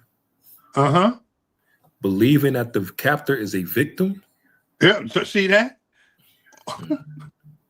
Go ahead, King. Yeah. They might as well put a black woman right there, man, or a black Word. Word. Yeah. Put a black or Hispanic. Put an Israelite in that picture, man. Cause that's exactly. That's crazy. Believing that the captor is a victim, worrying about captor's well-being, denying or minimizing abuse, wanting to save their captor. See that? Who wants to save the white man more than us? Right. Go ahead. Wow. Reluctance to leave captor. No, they don't want to leave the captor. They want to bring him with us in the kingdom. Come on. Negative feelings towards anyone opposed to captor. They hate us because we oppose our enemy. Right. That's our people, guys. Read on. God. Criminologist Niels Bijarat coined the term Stockholm Syndrome to describe this unexpected response. Key aspects of Stockholm Syndrome include, number one, it's considered a survival mechanism in life-threatening situations. Number two, development can occur over days, weeks, or even years of captivity or abuse. Number three, it's relatively rare, with the FBI estimating it affects less than 8% of kidnapping victims. Number four, it's not recognized as a mental disorder in the DSM-5. Some researchers debate its existence as a distinct condition. Interestingly, the syndrome doesn't occur in all captive situations, and its exact causes remain unclear. Some experts view it as an aspect of emotional abuse or trauma bonding rather than a standalone syndrome. This complexity highlights the intricate nature of human psychological responses to extreme situations. Signs someone is experiencing Stockholm Syndrome. Although Stockholm Syndrome is not listed as a formal mental health diagnosis, people who experience this syndrome tend to display the following signs. Number one is positive feelings toward the captor, support of the captor's behavior and the reasoning behind it, perceiving their captor's humanity and believing they share the same goals and values. See that? Look at that. Stop right there. Yeah. Read that again. Perceiving their captor's humanity and believing they share the same goals and values. Believing they share the same goals and values. Is that not our people? Come on. In fact, they make little to no effort to escape. We don't want to go nowhere. Come on. A belief in the goodness of the captors. Not all white people are bad. Right. As the victims get rewarded, perhaps with less abuse or with life itself, the captors' appeasing behaviors are reinforced. Mm-hmm. Feelings of pity towards the captor, even believing that the captors are the victims themselves. See, that happens all the time. Our people are sick, guys. This is like reading the curses, and you know that it applies to your people. When you're reading this, it's one and the same. It's like reading the curses. God. Come on. They may have feelings of wanting to save their captor. Man. Aside from having an attachment or bond with their captor, the victims may also develop different feelings toward outsiders, the situation. For instance, they may be unwilling to engage in any behaviors that could assist in their release. Have See negative that? feelings. They don't want to follow the commandments. They don't want to do anything against this. Come on. Yeah, they don't want to be free, like John 8:32. Huh. Have negative feelings toward their friends or family who may try to rescue them. Yeah. You can't come and tell them the truth. Right. They say you're in a cult. They'll say you're the Black Ku Klux Klan. Right. They'll say you're racist. Right. Listen to this, guys. Come on. Develop This negative feelings toward the police, authority figures, or anyone who might be trying to help them get away from their captor. Well, we know that ain't the police with us. Right. It's always going to be F the police with us. Shilakia. But yeah, authority, us, same thing. Somebody that's trying to help them. That's us. Come on. Hey, and speaking of police, it could also tie into us because part of policing, the police must know the law. How enforce about that? The law. Because remember, the law said we was the original security guards all through our exodus. They had lawmakers and security guards all throughout the 12 tribes. So just look at it from there. Refuse to cooperate against their captor, such as during the subsequent investigation or during legal trials. Go ahead. Refuse to leave their captors even when given the opportunity to escape. See that? Great. That's our people. They're not leaving this white man. Right. Go hand join in hand. They're going to die with this white man. I don't want to be in a heaven that does not include my white brother. Right. Stockholm Syndrome. Read on, King. Believe that the police and other authorities do not have their best interests at heart. Even after being released from captivity, the person with Stockholm Syndrome may continue to have positive feelings toward their captors and may report some of the following symptoms. Continuously thinking positively about their captor, recalling the captor's actions as protective or caring despite the reality. Come on. Feeling personally guilty for actions that led to their capture or believing they deserve the treatment they receive. See that? That's our people, man.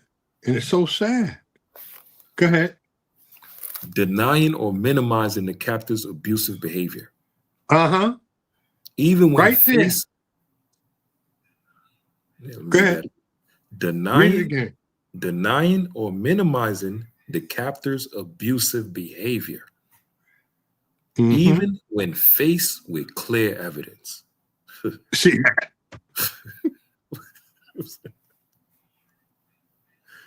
Right. We tell you he the devil. We got books stacked up to the damn twin towers of this damn devil lynching us, murdering us. The damn experiments on us. We got evidence. Yes. We got pictures. We got documents. Fed our babies. Cut our babies out of our women's stomach. Kicked their boots until they busted their head. Dashed them against the stone. Freaking fed our babies to alligators. They've been all these vaccinations to this day. This is why all this autism's here through these vaccines. I mean, what does this devil have to do? All right, poisoning the food, changing the ingredients. They don't allow the food from America to be brought to other nations like the UK and all of that stuff. Like you compare Skittles from America and Skittles in the UK, and you check the ingredients, you wouldn't believe it's the same thing at all. Like just basic stuff, man. Frequently experiencing, I said that's our people. Stockholm Syndrome. Come on. Withdrawing socially from friends and family, preferring isolation or minimal interaction. Frequently experiencing heightened stress and tension, especially when reminded of their captivity. You see that? Come on. Persistent anxiety directly related to their captor, such as worry about the captor's well-being or fearing harm, might come to them. See that? Yeah. They don't want them to pay for this. Yeah. They don't want them to be judged. Put in slavery. They don't want that. Go ahead, King. In addition, individuals often show symptoms similar to post-traumatic stress disorder, PTSD, including becoming startled easily by unexpected sounds or movements, experiencing persistent mistrust or suspicion toward others. Don't we do that? Come on. Having feelings of unreality, detachment, or dissociation from their surroundings. Frequent intrusive flashbacks, vividly reliving aspects of their captivity. Heightened irritability, sometimes manifesting as uncharacteristic anger or frustration. Recurrent nightmares involving scenarios related to captivity or their captor. Difficulty concentrating on daily tasks, showing impaired memory or decision-making. Chronic insomnia or severely disrupted sleep patterns. While not everyone who experiences Stockholm Syndrome will show all these signs, individuals may display varying combinations and intensities of these symptoms. Additionally, because the concept of Stockholm Syndrome itself remains debated, interpretation or experiences may differ widely. Causes of Stockholm Syndrome. Stockholm Syndrome does not have a single definitive cause, but rather arises from a combination of factors in situations of captivity or prolonged abuse. Below are key contributing factors. Survival mechanism. Stockholm Syndrome is primarily considered a psychological strategy for survival. Victims develop positive feelings toward their captors as a coping mechanism to manage overwhelming stress and anxiety experienced during captivity or abuse. We're still experiencing that. You see it all day long, man. Come on, man. Read. Emotional and physical dependence. Victims who rely heavily on their captors for basic needs such as food, shelter, safety, or even human contact may begin to feel God. Deuteronomy 28. Yeah.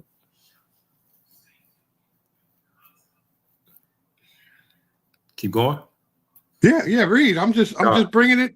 I'm pointing it out. You know what I'm saying? I want everybody to see this. You know? Come on. Emotional and physical dependence. Victims who rely heavily on their captors for basic needs such as food, shelter, safety, or even human contact may begin to feel emotionally dependent. Hey, which verse was that? Deuteronomy 28 and verse number 47 and 48. Read that again. Read 28, 47 again. Because I want them to see the connection here. I got it. This is Deuteronomy chapter 28 and verse number 47 and 48. Because thou servest not the Lord thy God with joyfulness and with gladness of heart, for the abundance of all things, therefore shalt thou serve thine enemies, which the Lord shall send against thee in hunger and in thirst and in nakedness and in want of all things. And he shall put a yoke of iron upon thy neck until he have destroyed thee. Become dependent on this devil. Stockholm Syndrome. Our people suffer from Stockholm Syndrome from under these curses. This is what we're proving here to you. This is why the Most High put this on my heart and then had me go through the curses in this so that you can see it. You're reading curses and you see yourself. Now you're reading Stockholm Syndrome and you're seeing yourself. You're seeing your people. Read on. This dependency can lead victims to perceive their captors positively or sympathetically as providers. See that? White Zaddy. Yep. Section 8. Yep.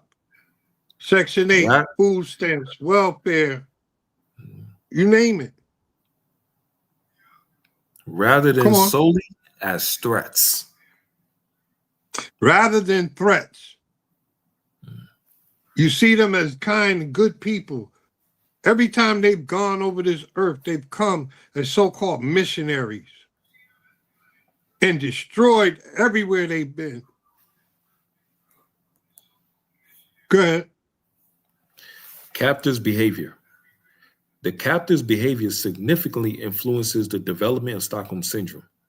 Occasionally, acts of kindness, compassion, or simply refraining from violence can trigger emotional bonds. See that? Simply because they ain't hanging you no more, whooping your ass no more, with the whip, you think they like you. But yet they changed that to modern day slavery. They lock your sons and daughters up and make them work for nothing. They have not changed. They evolved. Exactly. Go ahead, King.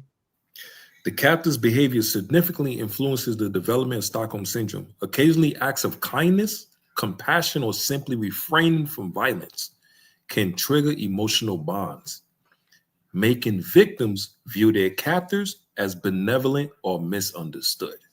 Hey, look at this. Look at this, right? I'm going to give you an example. During COVID, what did they do? What did Trump do? Check. Yeah. Giving up stimulus, everything. People were saying, oh, man, I'm going to vote for Trump again. I'm going to vote for him. You had Latinos. Latino for Trump. Latino for Trump. Latino E. Right. You know what I'm saying? You have all of that. Now Trump is kicking their ass out.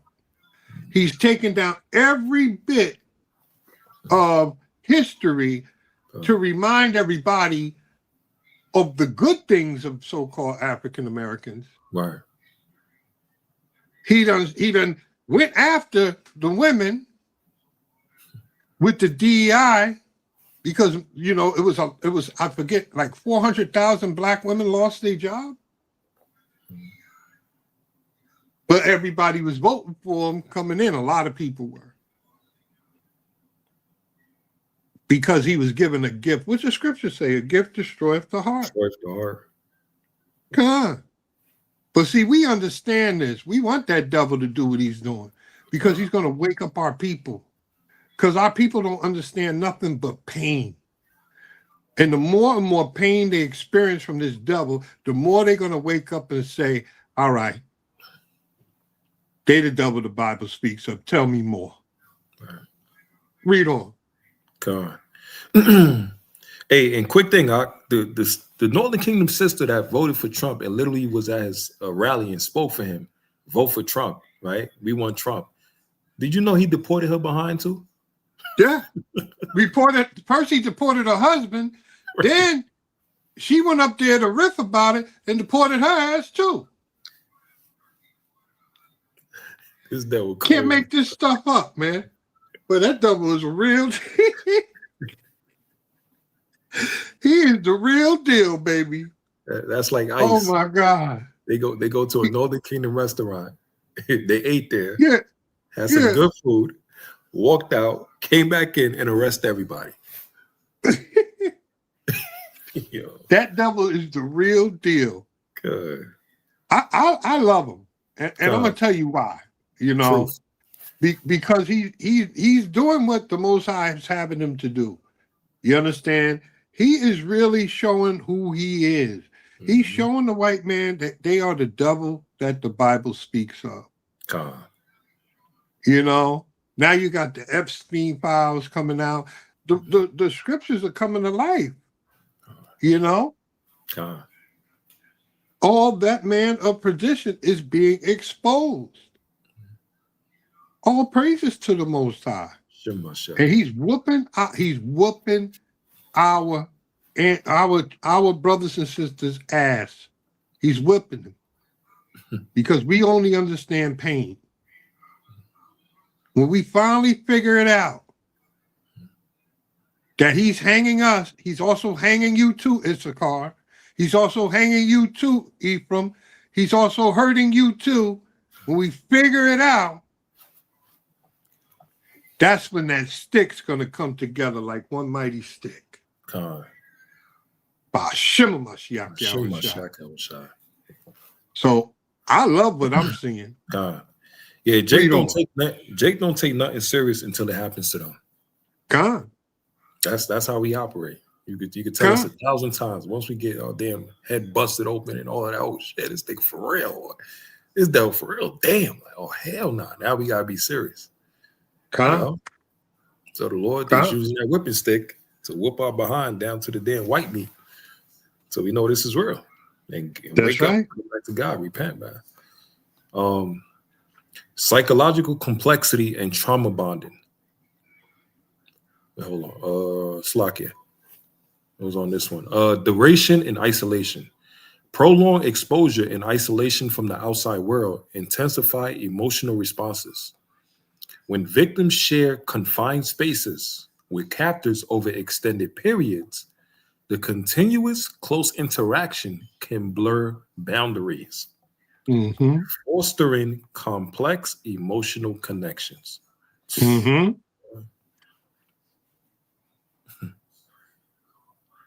That's cold, as long as we've been over here in America 400 years, living with this devil. 400 years. Now we want to protect them. Yeah. It blurred the lines. Now we defending America. Now we fighting their wars. Forgetting that we're the slaves. We're the captives. Check. Read this. Read this. Watch what it says. Psychological complexity and trauma bonding. Stockholm Syndrome shares similarities with trauma bonding, where alternating cycles of abuse and kindness create emotional confusion. Victims remain hopeful for kindness amidst cruelty, reinforcing their emotional attachment and complicating efforts to escape or resist. See that? It complicates efforts to escape or to resist. They don't want to escape. They want to stay here with the white man. Or even defend yourself. Yeah. They don't want to resist. But yet they'll kill their brother. They're warriors when it comes to their brothers. Warriors. How much more we got on this? That was factors contributing to Stockholm Syndrome. Prolonged exposure to intense situation, shared space with captors, dependence on captors for basic needs, lack of dehumanization by captor, meaningful interactions, display of kindness from captors. Boy. We got those left on the bottom. You still want me to go? Or? Yeah, finish. If that's it, finish it all. Examples. There have been a few famous historical cases that researchers have believed were examples of someone having Stockholm Syndrome. These examples appear to show that these individuals may have had some level of positive feelings toward their captors. Whether these are actually examples of Stockholm Syndrome is up for debate. Mary McElroy. In 1933, 4 men held 25-year-old Mary McElroy at gunpoint, chained her to walls in an abandoned farmhouse, and demanded a ransom from her family. When she was released, she had reportedly struggled to name her captors in their trial and had publicly expressed sympathy for them.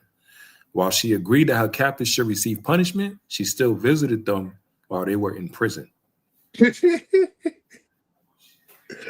see this? Finish that off, man, and let's go.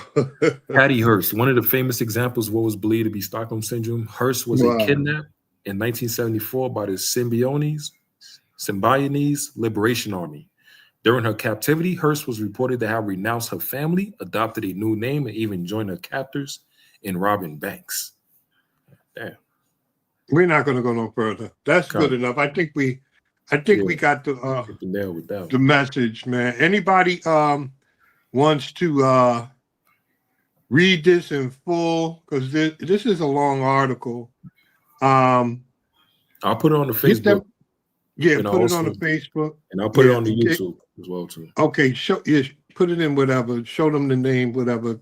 It's a very, very good article, as you can see. That's why, when I read it, I was like, wow. It's just like reading the curses, man, because the curses identify your people. So this right here identifies me, that my people have this Stockholm syndrome.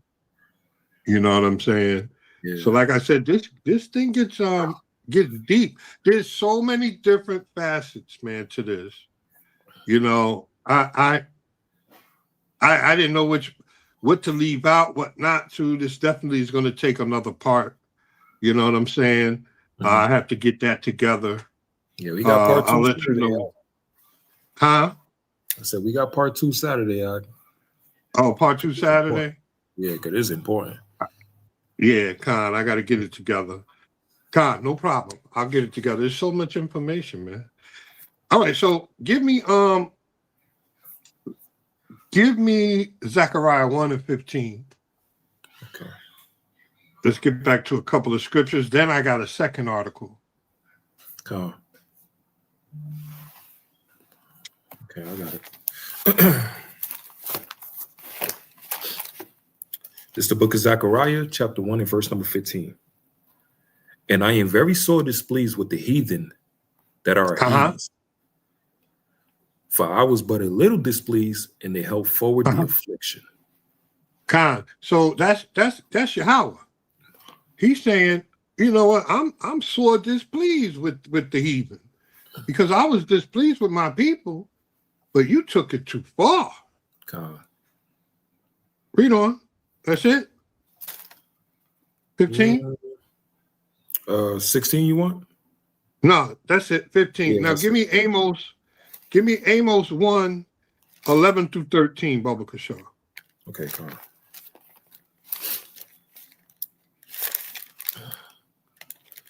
Yeah, he was very displeased, boy. Yeah, he's pissed. That's why he's dealing with them right now as we speak. With his weather. His tornadoes, his earthquakes. You see what he's doing? He's bringing them down.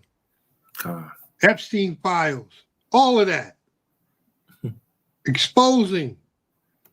Oh, he's about to deal with them. Give me that. Amos 1 verse 11? 11-13. God, I got it. This is the book of Amos, chapter 1 and verse 11. Thus saith the Lord, for 3 transgressions of Edom and for 4, I will not turn away the punishment thereof. He will what? I will not turn away the punishment thereof. No matter how much Stockholm syndrome you got, he's going to what? I will not turn away the punishment thereof. He can't be saved. Right. Read on. Because he did pursue his brother with the sword. He's still pursuing us with the sword. Come on. And did cast off all pity. He has no pity for us. Come on. And his anger did tear perpetually. His anger tears perpetually. Do me a favor. Is that it on that? What, perpetual? Yeah, I was thinking about that. Yeah, bring out the synonyms of perpetual. Let's see what perpetual means. Okay. To all our brothers and sisters who had this Stockholm syndrome, let's see what God says is perpetual. Synonyms of perpetual. When you get a chance, put that up so they can see it. Yeah, I got They need to see it with their own eyes. All right, Con. So first off, it says perpetually in a way that it never ends or changes is constantly. Con. Now put in synonyms. Put the synonyms. I'll get the synonyms. All right, here we go. This one is crazy. You're gonna see. Yeah, read them all. Make it big so they can see it. Yeah. Yeah. Look at them synonyms. Right. Read them all. Everlasting. Uh-huh. Never ending. Never ending. Come on. Eternal. Eternal. They're going to hate you. Permanent. Permanently. Come on. Unending. Unending. Come on. Endless. Uh-huh. Without end. Without end. Come on. Lasting. Uh-huh. Long lasting. Uh-huh. Constant. Constant. They hate us. Abiding. Uh-huh. Timeless. Timeless. Ageless. Deathless. It never dies. Their hatred never dies for us. Come on. Undying. Undying. Look at the next. This one always got me. This one Immortal. Right here. Immortal. Bro, you can't say immortal. Their hatred for you is immortal.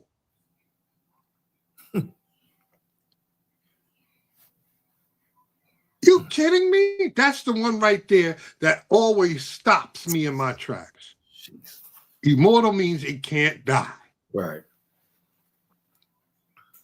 His hatred for you, Israel, Yasharallah, is immortal. And we got some people with Stockholm syndrome trying to save him. He don't want to be saved. What was that song? Don't save her. He don't want to be saved. Hey. Don't save her. Right. Yeah. He don't want to be saved. Permanent. Uninterrupted. Continuous. Even Superman says somebody save me. Yeah. He's saving everybody. Even he says somebody save me in Smallville. Oh my goodness. He so don't want to be saved. What? So this is what this word means when you read perpetual, a perpetual anger. That was perpetual anger. But when you go into Ezekiel, it talks about the perpetual hatred that Esau has for you. So when you think of perpetual, think of all these synonyms. Because this is what that means. Khan? Oh, praise it. All right, man, go ahead and give me that. Indestructible. Indestructible. Jeez, uninterrupted. It's never going to stop. Persistent. Right. Unbroken. Unceasing. Sound like a motivational speech. He's relentless. He hates us. Terminator. That's the Terminator. He's the Terminator. Yeah. Oh, somebody got to do a meme of Esau doing the Terminator coming after Israel. And John Connor's that's what it is. In Israel. Yeah. God. But all praise. She wrote that movie. She was talking about Esau. He was the Terminator. Oh, yeah. She did. That's true. That's true. The sister wrote it. Yeah. I'll be back. That is true. Yo, she knew, man. She knew, man. All praises to the Most High. Okay, so where were we in the scripture? Amos 1:11. I got it. Oh, okay, read that off, King. God. Let me just stop this real quick. This is the book of Amos, chapter 1 and verse number 11. Mm-hmm. Thus saith the Lord, for 3 transgressions of Edom, and for 4, I will not turn away the punishment thereof, because he did pursue his brother with the sword, and did cast off all pity, and his anger did tear perpetually. And he kept his wrath forever. Kept his wrath forever. Come on. Is that 13? But I will send a fire upon Teman, which shall devour the palaces of Basra. Mm-hmm. Thus saith the Lord, for 3 transgressions of the children of Ammon. Keep going. That's it. I only wanted Esau. Yeah. I only wanted to deal with Esau. Save Ammon. Because that's who they really want to save. Right. Basra. I only wanted to go to 12. Now give me Isaiah 63. Give me 1 through 6.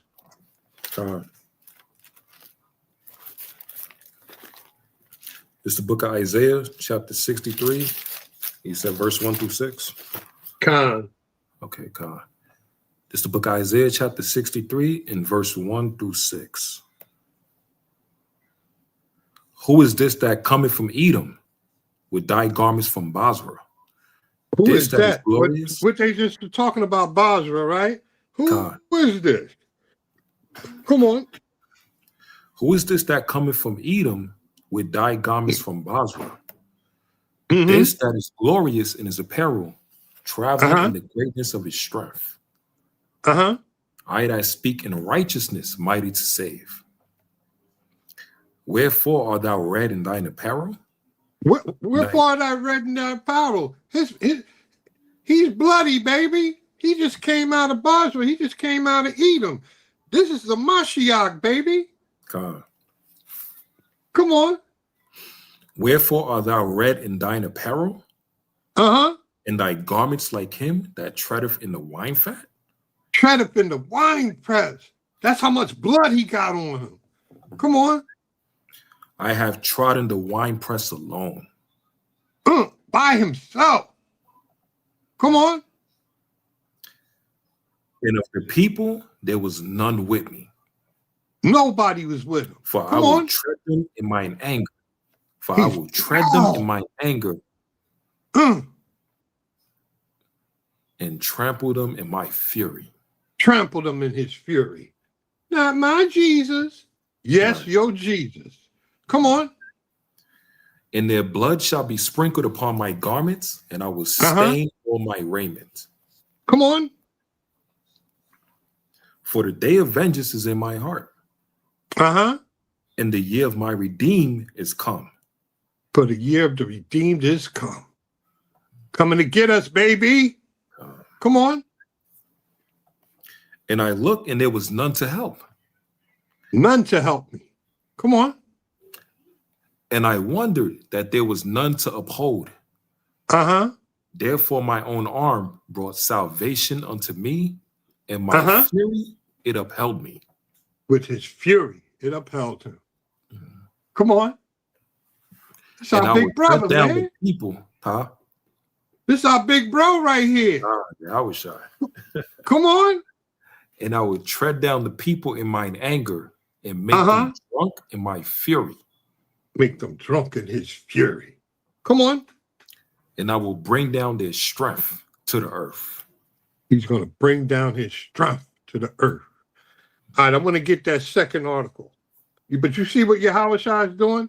They talking about, not my Jesus, and I'm going to save them. Stockholm Syndrome. They don't want this to happen. They will literally argue with the Most High to save this white man. We sit out there all the time and bring out these passages. What do they say? That's your interpretation. No, what does it mean? What are you saying? That's just your interpretation. He didn't say he wasn't going to save the white man. Stockholm Syndrome. Right. That second article is about the mice. God, I'm getting it right now. God. This is very interesting because they always use mice and rats to do things. That's how they came up with the projects. They knew if they put these rats all on top of each other and gave them limited resources that they started to kill each other. They knew that. So this is something that they know through their studies, because fear passes on to the mice through their DNA to the next generation. So we know that it passes on. So they know that our trauma passes on through our DNA to our children. This is serious Stockholm Syndrome right here. I told you there's so many different aspects of it. Come on, brother, read. The article is fearful experiences passed on in mouse families. It says mice trained to fear a specific scent passed on that knowledge to their babies and grandbabies through changes to their DNA. Slack here. Let me see. Here we go. It says the children of parents who lived through the Dutch famine of 1944 had low birth weights and suffered health problems throughout their lives. And their own children were smaller and plagued by poor health as well, studies have shown. Now, new research in mice reveals how experience can be passed down through generations due to changes in DNA. Scientists trained mice to associate the scent of cherry blossoms with the fear of receiving an electric shock, and found that the mice pups and grandpups were more sensitive to the scent, even though they didn't receive the shock training. The mice appear to have inherited the fear knowledge through modifications to their genetic code. You see that? You see that? Their parents were getting shocked. Their parents was being full with trauma. And their parents passed that same fear on to their kids. They passed it on through their DNA. The kids never saw it. This is what's happening with us. Come on. It's fascinating. These modifications, which can dial the expression of particular genes up or down, are known as epigenetic mechanisms. Certain environments or experiences can trigger the attachment of chemical markers to a gene that controls whether that gene will be used to make proteins, the building blocks of the body's tissues.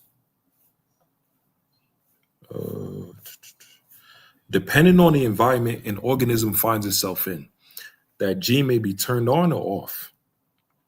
Study researcher Brian Dias of Emory University School of Medicine in Atlanta told Life Science it behooves ancestors to inform their offsprings that a particular environment was a negative environment for them. Dias said. You see that? Come on. Dias and colleague Dr. Kerry Ressler exposed mice to a cherry blossom scent and gave them electric foot shocks so that the animals learned to associate the scent with the fear of being shocked. Other mice were exposed to a neutral scent or no scent. The mice were allowed to mate and their offspring were exposed to varying amounts of the cherry scent. Those mice were also allowed to mate and their own offsprings were exposed to the scent as well. The first generation offspring were more sensitive to the cherry scent. They could detect the scent at very low levels and avoided spending a lot of time near the odor. What's more, the next generation of offspring showed the same odor sensitivity. According to the results of the study detailed December 2nd in the journal Nature Neuroscience, the researchers also measured how the scent fear affected brain anatomy using a method that dyes odor neurons blue. They counted these blue neurons and traced their origin. The first and second generation offspring of the mice trained to fear the cherry scent had greater amounts of a known chemical receptor for the cherry blossom odor than offspring of mice exposed to a neutral scent, and also had enlarged brain areas devoted to those receptors. In fact, even mice conceived from the sperm of a cherry odor-fearing mouse displayed the same sensitivity to the scent. The researchers found suggesting the scent knowledge wasn't something the mice learned from their parents. You see that? You see that? Sperm. It's passed down. Read on. Epigenetic mechanisms appear to explain how the offspring of mice trained to fear particular scent might inherit sensitivity to that scent. These types of results are encouraging as they suggest that transgenerational inheritance exists and is mediated by epigenetics. Geneticist Wolf-Reek of Babraham Institute in England said in a statement, but more careful mechanistic study of animal models is needed before extrapolating such findings to humans. Added Reek, who was not involved in the study, some epigenetic mechanisms have been documented in humans. In fact, for example, other researchers have shown that babies who were in their mother's womb during the 9/11 terrorist attack had lower levels of the hormone cortisol, a hallmark of post-traumatic stress disorder. Diaz said these studies suggest that the dichotomy between nature versus nurture is a false one. It's somewhere in the middle. You see that? The people who witnessed 9/11, their babies have been passed on to fear. So imagine the trauma of watching your father being hung, of watching him being buck broke, of watching your mother being killed, of watching your mother, your brother being taken from you and sold to somewhere. Imagine that. They took the baby and brought it to be bait for alligator. Imagine seeing all this stuff. They're talking about scents, flowers, and electrical shocks.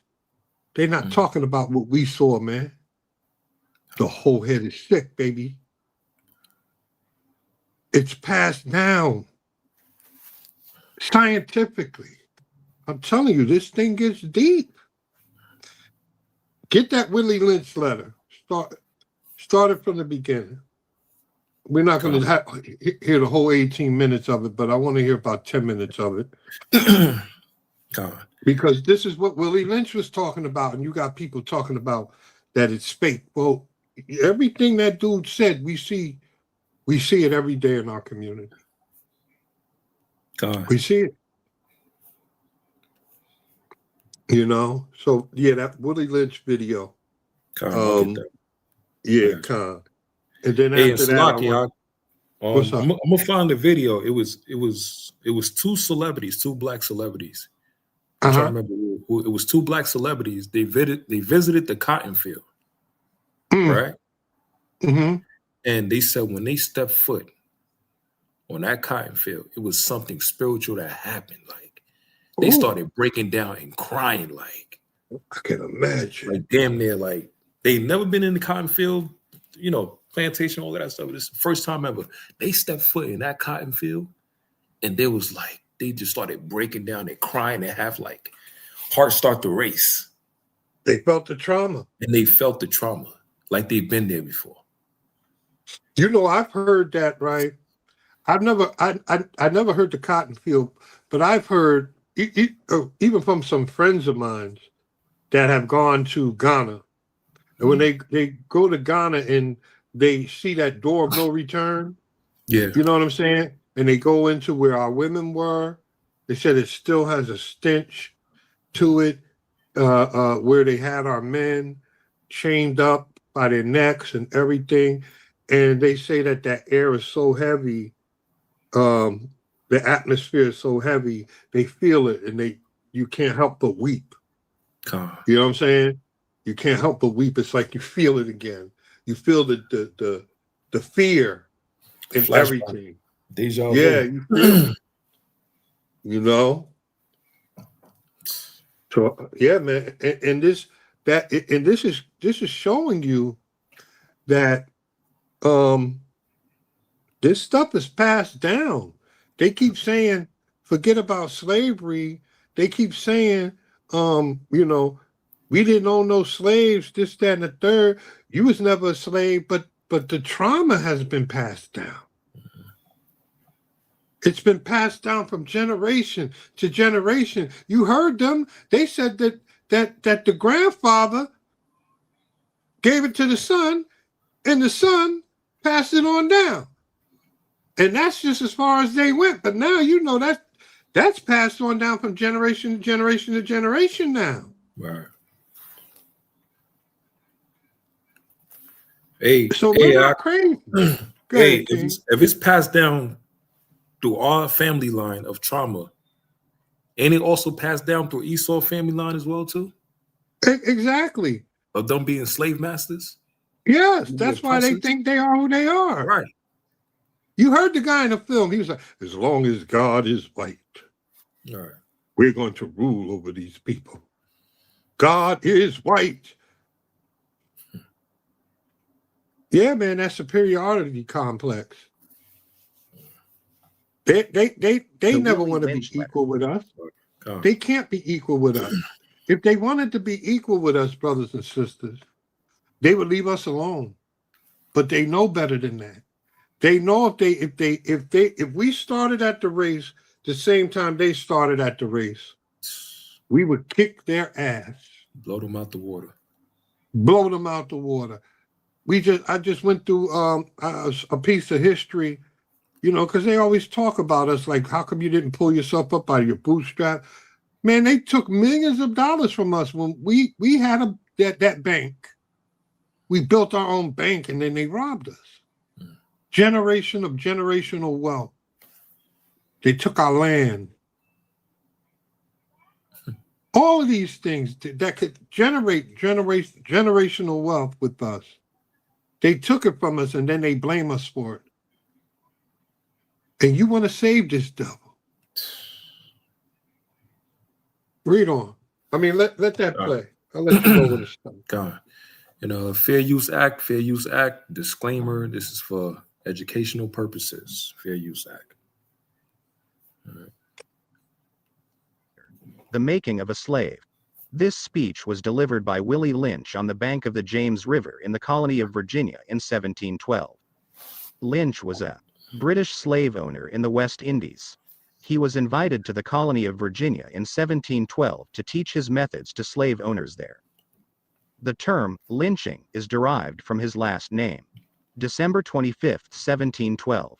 Gentlemen, I greet you here on the bank of the James River in the year of our Lord 1712.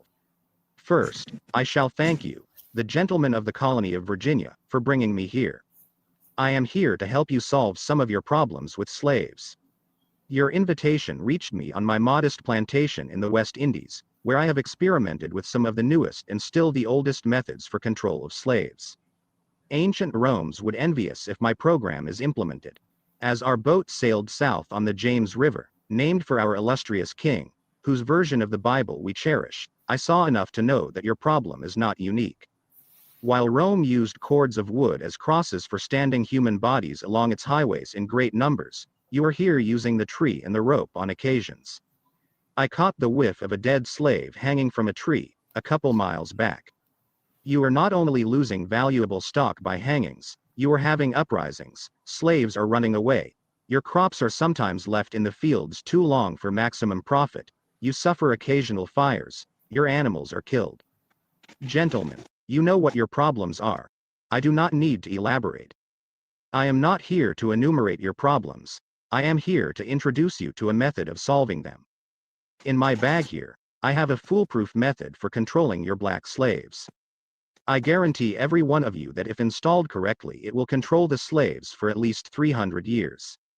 My method is simple. Any member of your family or your overseer can use it. I have outlined a number of differences among the slaves and make the differences bigger. I use fear, distrust, and envy for control. These methods have worked on my modest plantation in the West Indies, and it will work throughout the South. Take this simple little list of differences and think about them.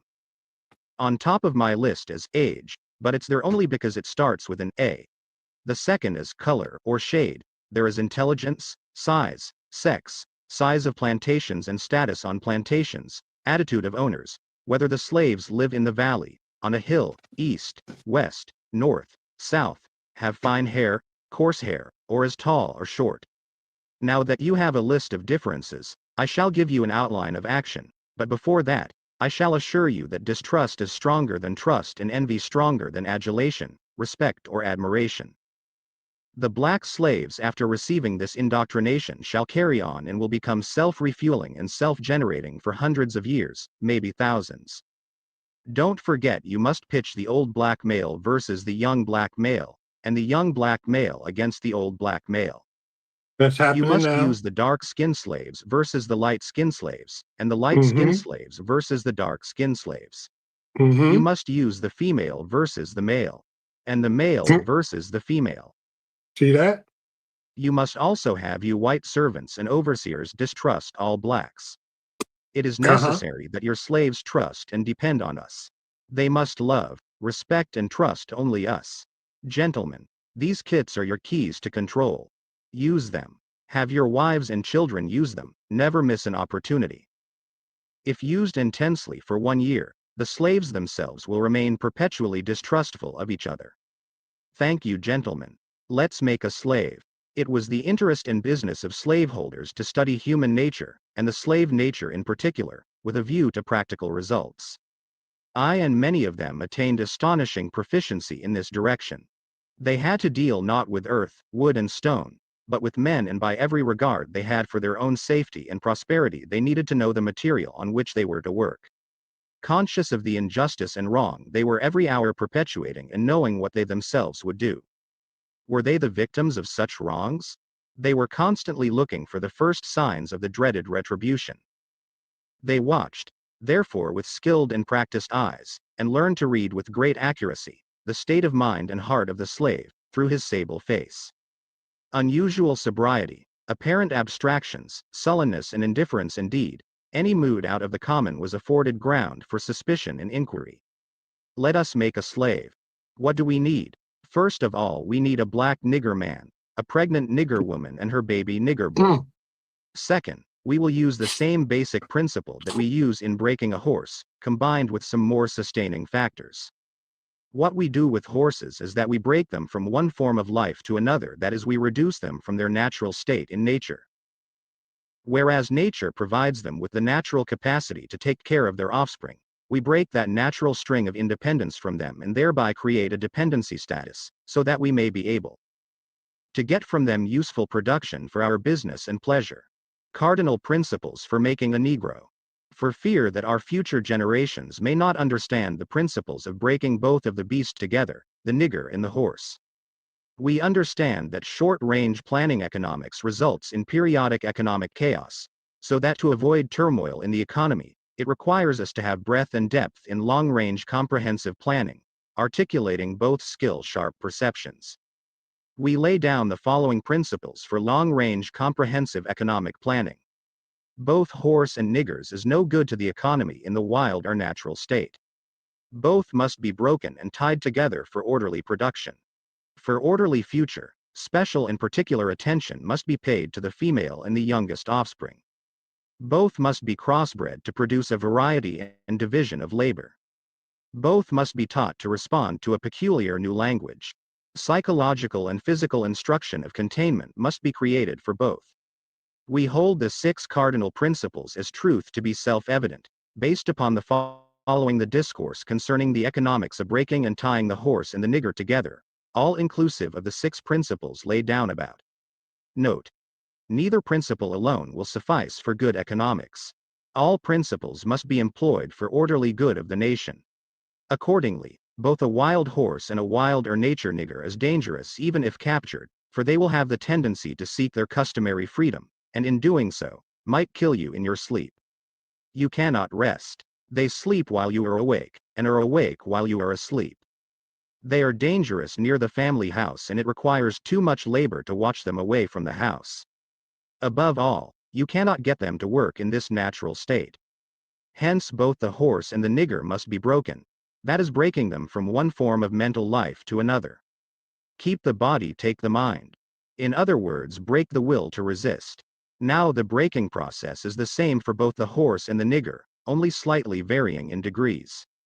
But as we said before, there is an art in long-range economic planning. You must keep your eye and thoughts on the female and the offspring of the horse and the nigger. A brief discourse in offspring development will shed light on the key to sound economic principles. Pay little attention to the generation of original breaking, but concentrate on future generations.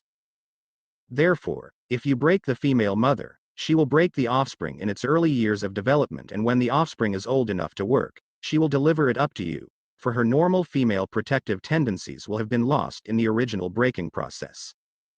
For example, take the case of the wild stud horse, a female horse and an already infant horse, and compare the breaking process with 2 captured nigger males in their natural state, a pregnant nigger woman with her infant offspring. Take the stud horse, break him for limited containment. Completely break the female horse until she becomes very gentle, whereas you or anybody can ride her in her comfort. Breed the mare and the stud until you have the desired offspring. Then you can turn the stud to freedom until you need him again. Train the female horse whereby she will eat out of your hand, and she will in turn train the infant horse to eat out of your hand also. When it comes to breaking the uncivilized nigger, use the same process, but vary the degree and step up the pressure, so as to do a complete reversal of the mind. Take the meanest and most restless nigger, strip him of his clothes in front of the remaining male niggers, the female, and the nigger infant, tar and feather him, tie each leg to a different horse faced in opposite directions, set him afire and beat both horses to pull him apart in front of the remaining nigger. The next step is to take a bullwhip and beat the remaining nigger male to the point of death, in front of the female and the infant. Don't kill him, but put the fear of God in him, for he can be useful for future breeding. The breaking process of the African woman. Take the female and run a series of tests on her to see if she will submit to your desires willingly. Test her in every way, because she is the most important factor for good economics. If she shows any sign of resistance in submitting completely to your will, do not hesitate to use the bullwhip on her to extract that last bit of resistance out of her. Take care not to kill her, for in doing so, you spoil good economic. When in complete submission, she will train her offsprings in the early years to submit to labor when they become of age. Understanding is the best thing. Therefore, we shall go deeper into this area of the subject matter concerning what we have produced here in this breaking process of the female Oh, yeah. Negro. We have reversed That's the good. All praises. Con King. You see it. You know, we just went through with the mice, that it's just all lining up. You know what I'm saying? So it's all trauma that's being passed down. You know, we don't even think you have it, but you have it. It's been passed down from generation to generation to generation. Those so-called Jews say they got trauma from the Holocaust. They got a book out about that somewhere. You know? It's crazy. Give me Isaiah 49 and 23. Then I want you to put on that last video of the, because it's in Israel. I want to bring this point. It's almost 3 hours in, so after I finish these, I'll save the rest for Saturday. Add some more to it. Okay. But I want to go after this cat in Israel. It's the book of Isaiah, chapter 49 and verse 23. Come on. And kings. Okay. Come on.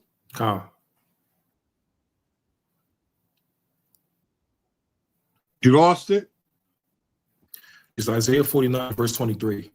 And kings shall be thy nursing fathers, and their queens thy nursing mothers.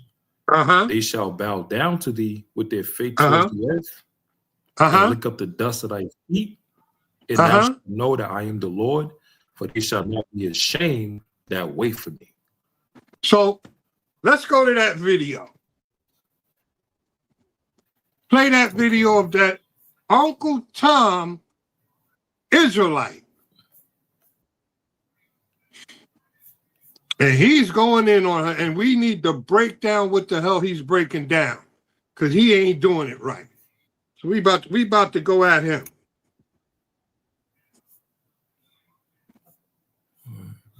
You talking about the one on Facebook or YouTube? It's the same one. Do the YouTube because it's easier. Okay. I think so. I don't know if you could. It's the same video. I found it on YouTube. But it was originally on Facebook. All right. Yeah, it's one of these Yahuwahs who obviously believe that the white men can be saved. Here we go.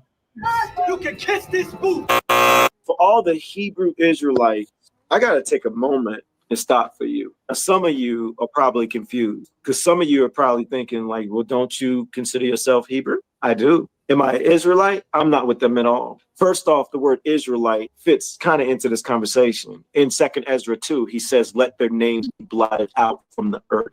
2nd Ezra chapter 2, verses 6 and 7, that you may bring them to confusion and their mother to ruin, that they may have no offspring. Let them be scattered abroad among the heathen. Let the names be blotted out of the earth, for they have despised my covenant. He said he's going to put them in confusion. So confuse us and take our name from us. That happened. So that's not our name. So I'm not taking no Israel label. I'm Yasharal.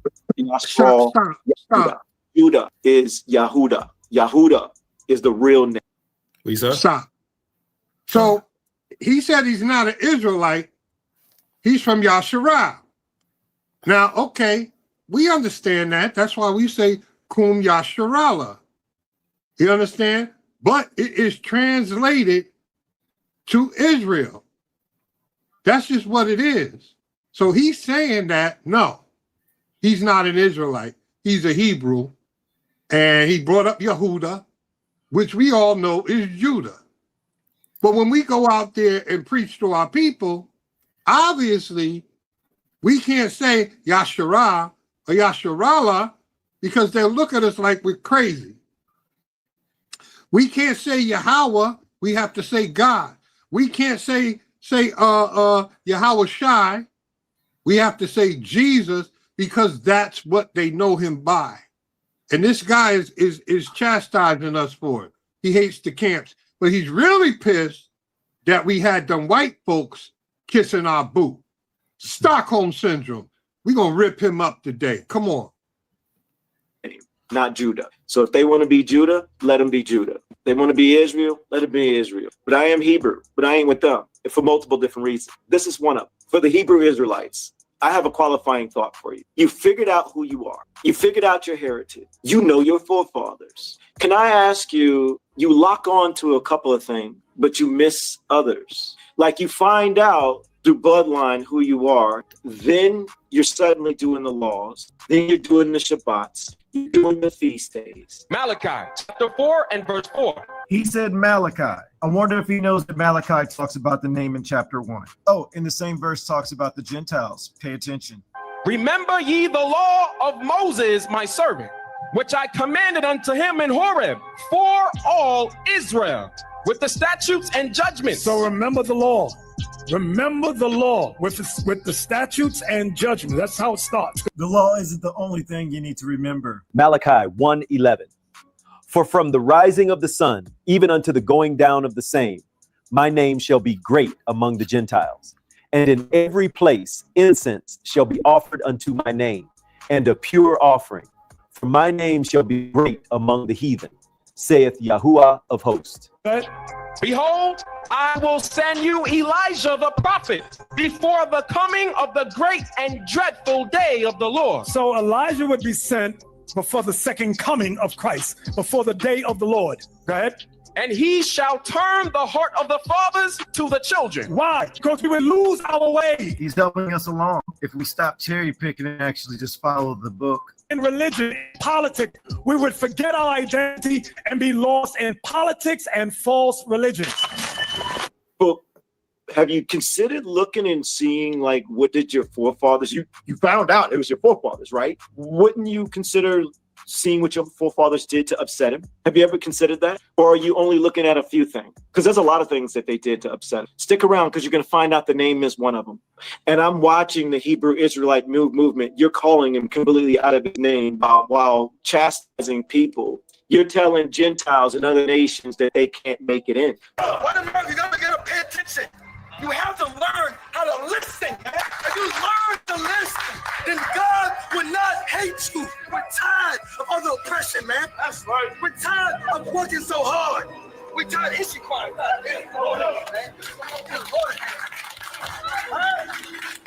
Based on all your movements and based on how you treat people and based on how you treat scripture.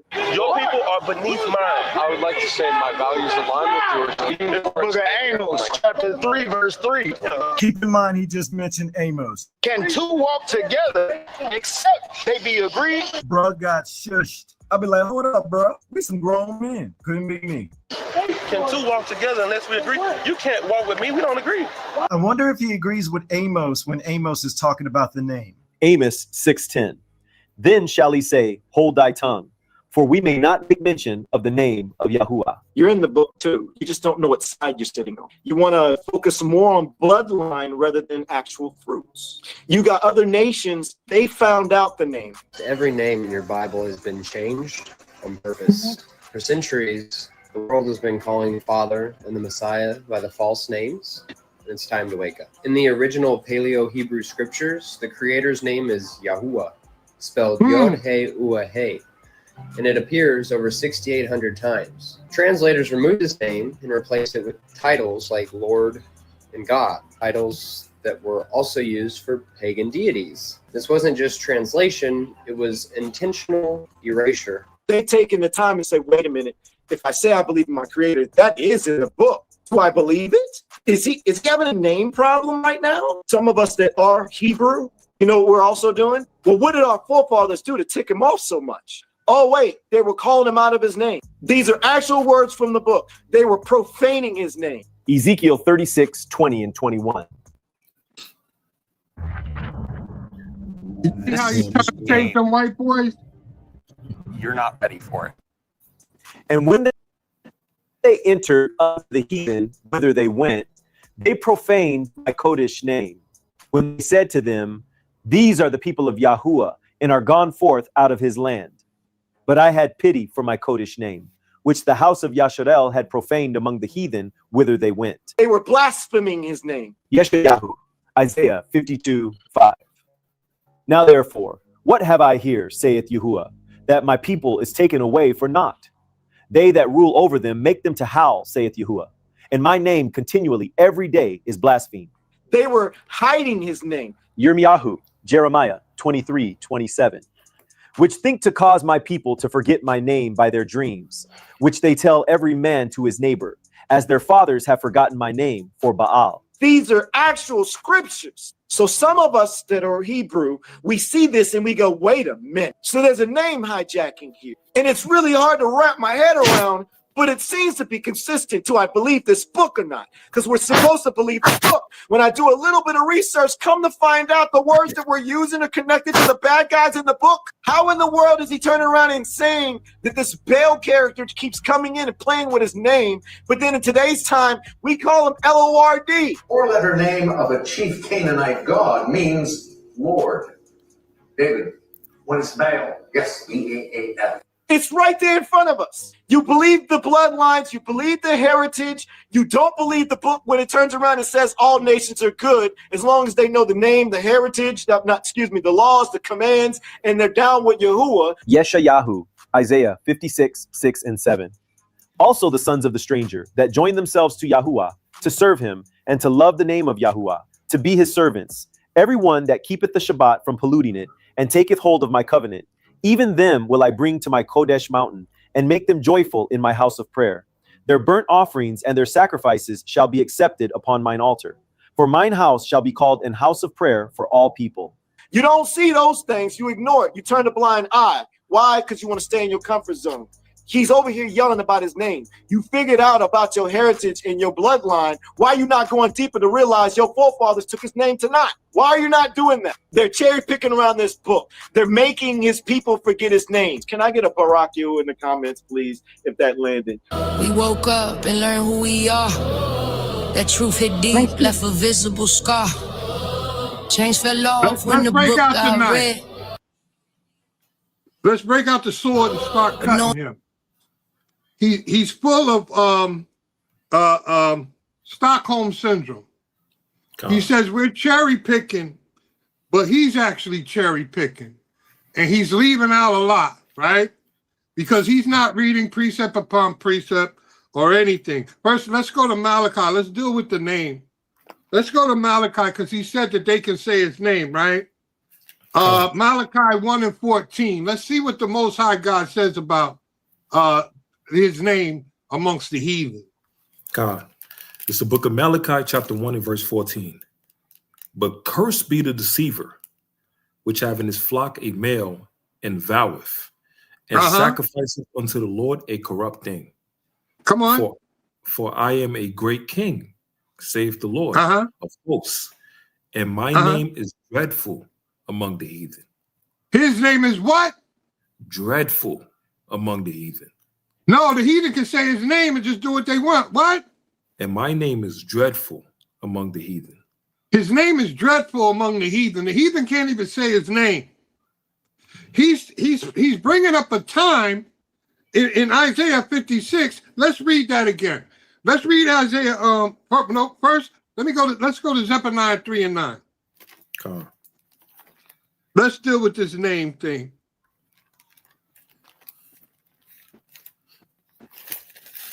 Zephaniah 3 and 9, Baba Kashaw. It's the book of Zephaniah, chapter 3 and verse 9. Come on. Well, then will I turn to the people a pure language. A what? A pure language. A what? A pure language. So he's going to return to us a pure language, which is going to be a pure name. We're not speaking the pure language right now. What is this guy talking about? He wants to save the white man so bad. Now, let's go to his Isaiah 56. I want you to read. It's 56, 6 and 7. This is the book of Isaiah, chapter 56, and verse number 6. Also, the sons of the stranger that join themselves to Yahweh, to serve him and to love the name of the Lord, to be his servants, everyone that keepeth the Sabbath from polluting it and taking hold of my covenant. Even them, even them will I bring to my holy mountain and make them joyful in my house of prayer. Their burnt offerings and their sacrifices shall be accepted upon mine altar. For mine house shall be called in house of prayer for all people. Hallelujah. But wait a minute. That's going to happen. But when is it going to happen? Let's go to Isaiah 2. Because he's in 56. Let's go to Isaiah chapter 2, verse 2 through 4, Baba Kashaw. And let's see when this is going to happen. He's a liar. Stockholm syndrome nigger.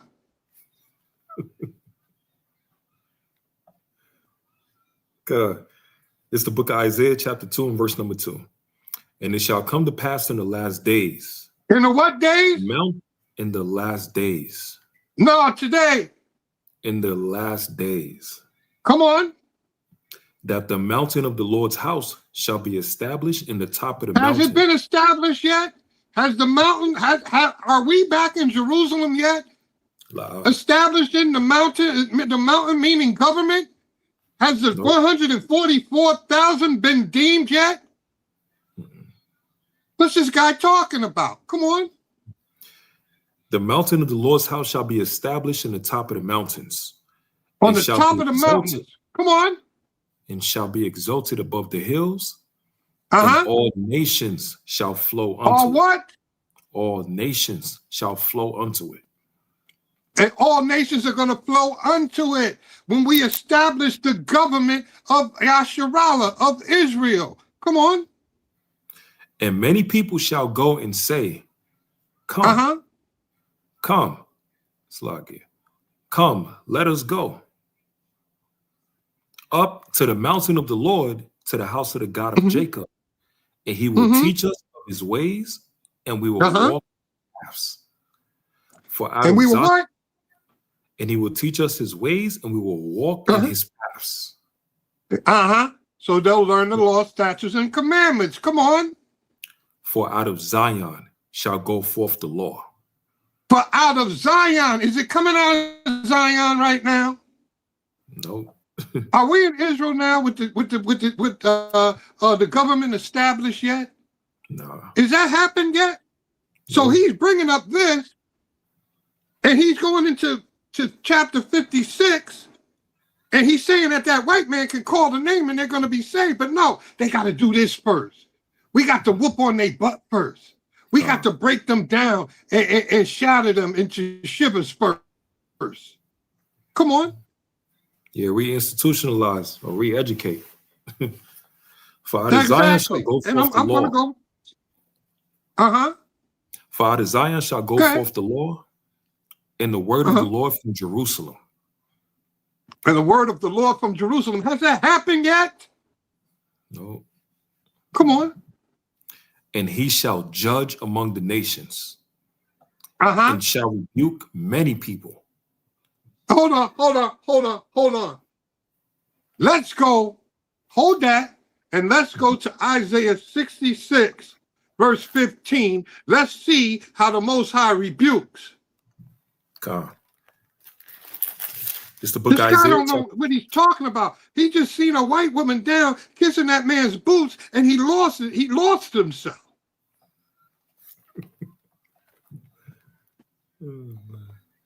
Just a perfectly fine, good white girl. Right. I used to have a poster of her house ass nigga. It's in Israel too. Come on. This is Isaiah chapter 66 and verse number 15. Come on. For behold, the Lord will come with fire. Uh-huh. With his chariots like a whirlwind. Uh-huh. To render his anger with fury. Come on. And his rebuke with flames of fire. And his rebuke how? With flames of fire. Come on. And by fire and by his sword will the Lord plead with all flesh. Uh-huh. Come on. And the slain of the Lord shall be many. That has to happen before they submit and come on in. That has to happen. Go back there where we were. God. See, he just skipped Isaiah chapter 2. That's way before 56. That's going to happen, but what do they have to do to get there? Say they could just call his name. You sound like a Christian, man. Shut the hell up. Sick of house niggas, man. They're the reason why we still in our condition, man. Read. Isaiah chapter 2 and verse number 4. And he shall judge among the nations and shall rebuke many people. And they shall beat their swords into plowshares and their spears into pruning hooks. Come on. Nation shall not lift up sword against nation. Come on. Neither shall they learn war anymore. Are we going to war now? God. Is there still war going on? God. So what's this guy talking about? Does he think we don't read the book? This has to happen first before they can just waltz into the kingdom and come up and deal with our God. Give me Revelation 2, 26 and 27. What's this guy talking about? Stockholm syndrome, brother. It's in Israel. This is Revelation chapter 2 and verse number 26. Come on. And he that overcometh and keepeth my works unto the end, to him will I give power over the nations. Power over the nations. Come on. And he shall rule them with a rod of iron. We're going to rule them with a rod of iron. Come on. And as the vessels of a potter shall they be broken to shivers. We're going to break them. We're going to break them to our will, to the will of the Yahweh Shem Yahweh Shai. They're going to follow these laws, statutes, and commandments. They're going to stop worshiping Mary. They're going to stop worshiping Buddha. They're going to stop worshiping Allah. We're going to break them down. Thus saith the Lord, thus saith the Holy Bible. Then they're going to be able to come in. God. The ones that survive. He didn't bring out all that. Let me get Zechariah 14 and 14. See how you see how he said they cherry pick? Or you cherry pick. I just went in the same chapter. Way before, and it told you why this is happening. Because they got to get rebuked, because they got to go through this, and then we're going to let them come in. What's this guy talking? Oh, no, they just got to call the name. You might as well be a Christian talking about just call Jesus. What's wrong with these niggas? He trying to sneak them in through the front door. Yeah, house ass nigga. He gonna fight. This is Zechariah 14:14. Good, I got it. Because this gotta happen. See, he don't know about line upon line, here a little, there a little. He just gonna read down and talk about, yo, you don't know about that. And the name, yeah, the name. Okay, but what happened in Isaiah 2? Huh? What happened in Malachi where he said that his name was to be feared? Right. Huh? What happened? Anyway, and what happened to the pure language we're gonna get? Right. There's not gonna be a name in that? Then I was trying to say in Matthew 7 that many people in those days shall say, Lord, Lord. Uh-huh. And they ain't gonna enter into the kingdom. Uh-huh. So many people gonna be calling on the name. They'll say, Lord, how about Shemil Shah? All of this, they know the name. I don't mean they're gonna enter in. Exactly. Because see now what he gets into is schematics, right? Because now you can't say Lord because it means this. Okay, fine. When we call him by Yahweh. And we call his son Yahweh Shai when we're amongst each other.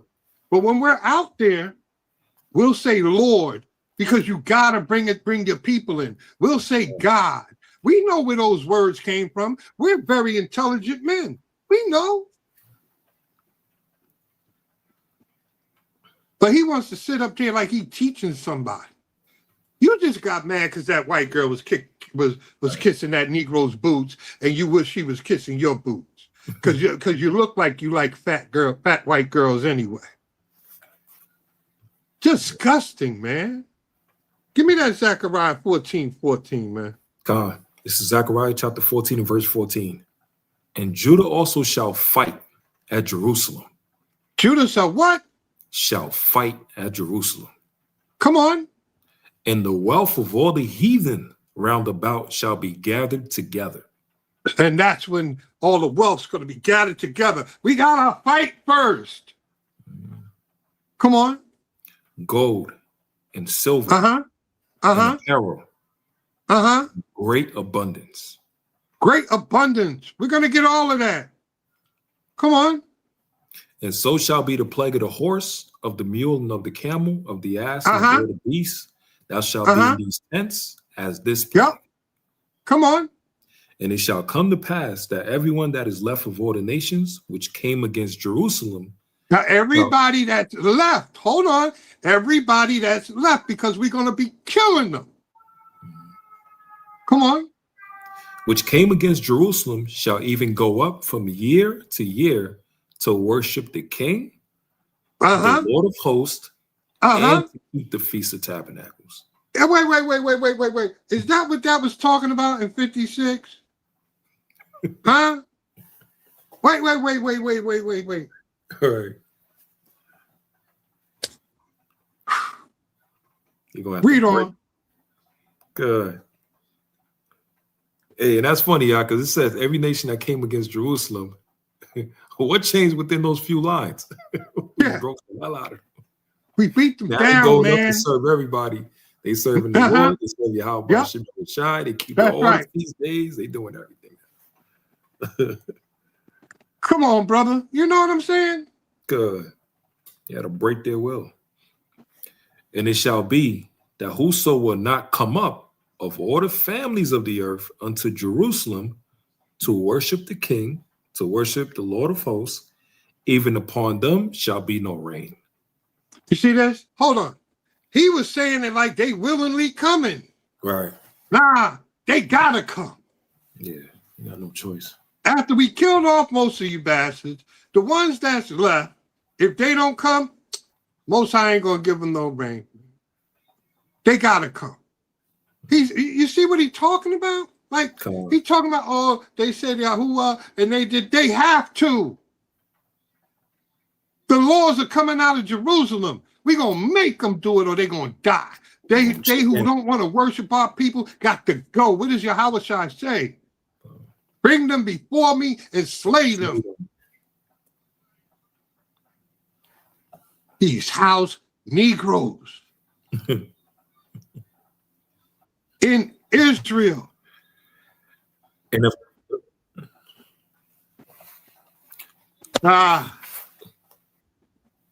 with that, I say, Kum Yashara, man. You got give me more. Give me more. And if the family of Egypt go not up and come not, that have no rain, there shall be the plague wherewith the Lord will smite the heathen that come not up to keep the Feast of Tabernacles. When did that happen? Right. That didn't happen because when you bring up Egypt, that's what they're going to say. When did that happen? That didn't happen then. That's because it's this Egypt. Come on. Bring me the 20. The punishment of Egypt and the punishment of all nations that come not up to keep the Feast of Tabernacles.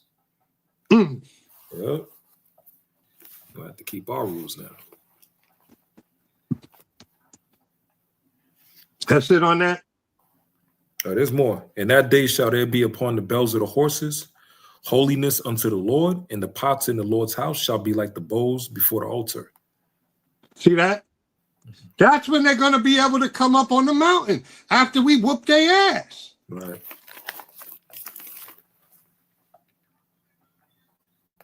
Not just because they called his name Yahuwah.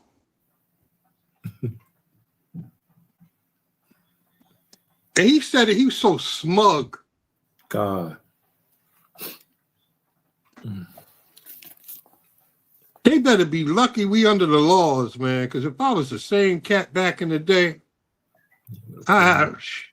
all praises to Yahweh Shimi Awashai. He's my brother. I got to pray for him, but I had to cut him on that because he's so damn smug. You know? House nigga, man. That's dealing with Stockholm Syndrome right here in Israel. It's even in the truth, brothers and sisters. They want to save the white man. We just went through all the symptoms and everything of what happened. And even with this book, it tells us who we are. It tells us we're going to be in leadership. They don't want to make it into the kingdom without that white man. But even when we go to Obadiah, it says he's going to kill them all. But they just disregard all of that. They disregard what we just read. They went straight to 56 instead of going to 2. As if Isaiah 2 wasn't there. That's why I went to the same prophet. It's ridiculous, man. But Hey, anyway, Isaiah 47. Huh? That whole Isaiah 47, the Lord said, come down, sit in the dust, virgin daughter of Babylon. The Yahweh Shai say you're going to expose them, make them bare, and he's going to bring vengeance, shall not come like a man. That's in Isaiah 47. Huh? You know, Isaiah See 45, that? 17. Yeah. Isaiah 30, Isaiah 31, like, it's nonstop. Yeah, man. It's nonstop, man. Yeah, brother. So I'm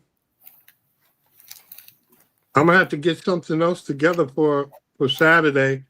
Come on. I will leave with this verse. Give me Isaiah 1 and 5. Come on. We'll close with this because this is in the title. Okay. You gotta finish it off with this. God. This is the book of Isaiah, chapter 1, and verse number 5. Come on. Why should you be stricken anymore? Uh-huh. You will revolt more and more. The whole head is sick. The whole head is what? Faint. The whole head is sick. Uh-huh. And the whole heart faint. The whole head is sick. It's in the title. I had to do it. And the whole heart is faint. Stockholm Syndrome is deep. When I started to do it, I didn't realize, well, I knew it was deep, but I didn't really realize how deep it was and how many different facets were involved.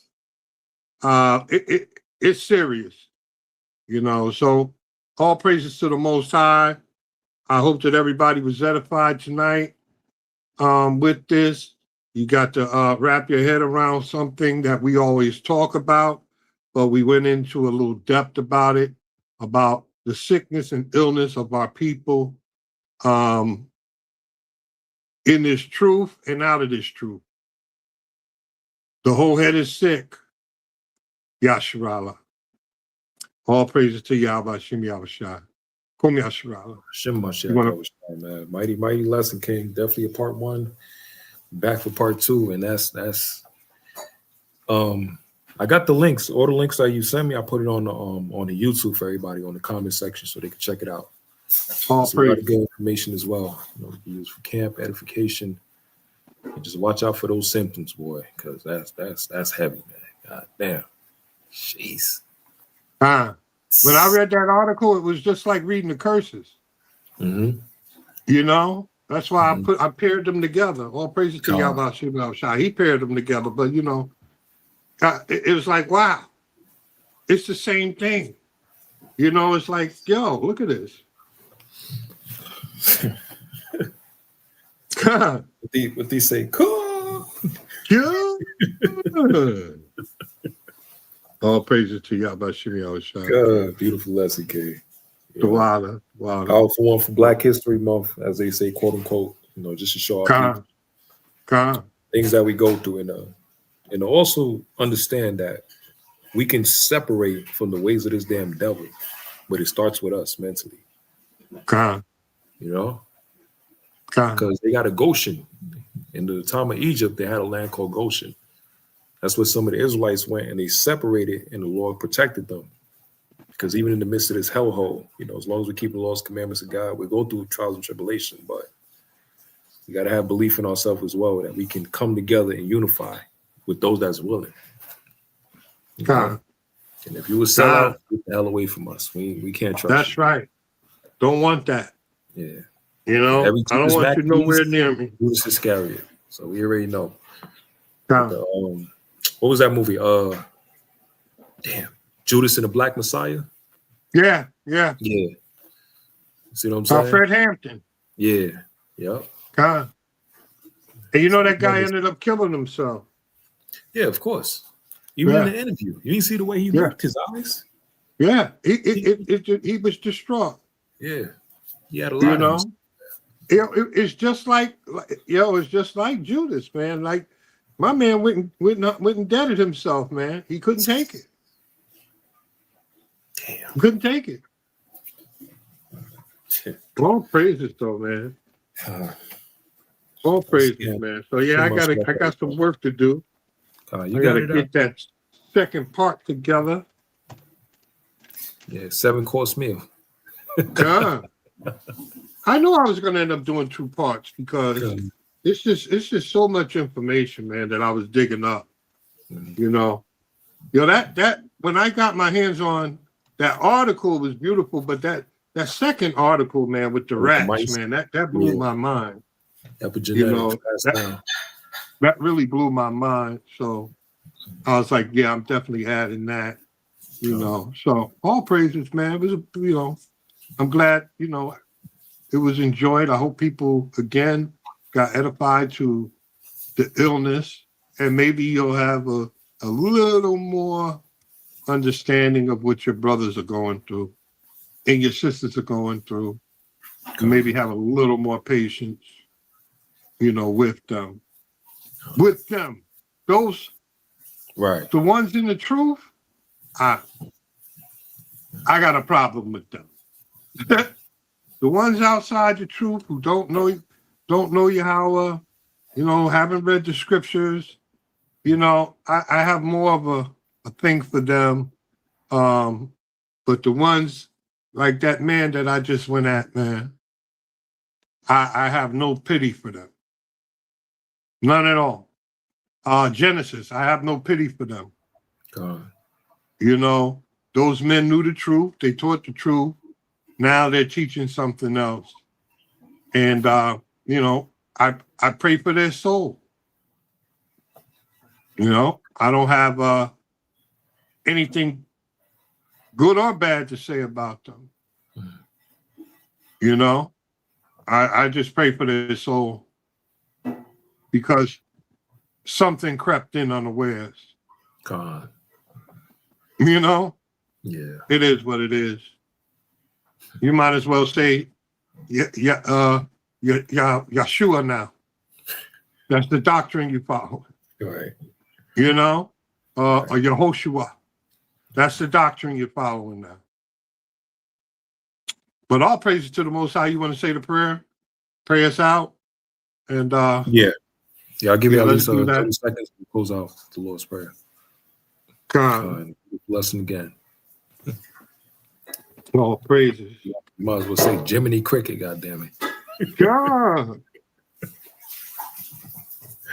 Oh man. All praises, man. Call me so. I didn't see Any comments today, man? They never comment. They everywhere. Let me see. Oh yeah. I ain't see any at all.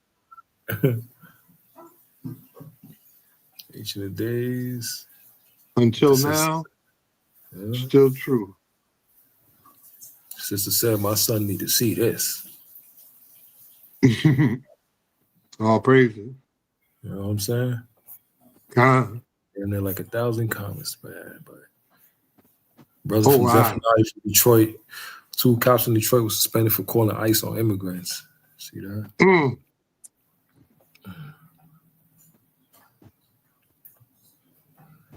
Yeah, his Christianity at its finest. Right, Stockholm syndrome. Lord of mercy.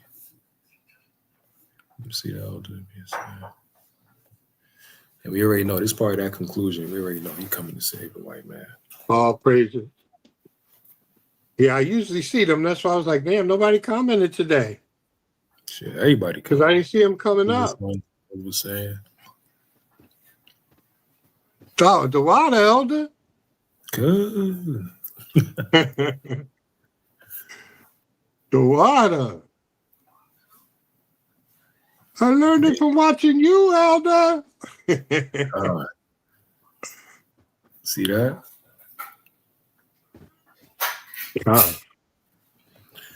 So, praise Yahweh Shemel Shai family. We'll be back for part 2. We're going to close out with the Lord's Prayer.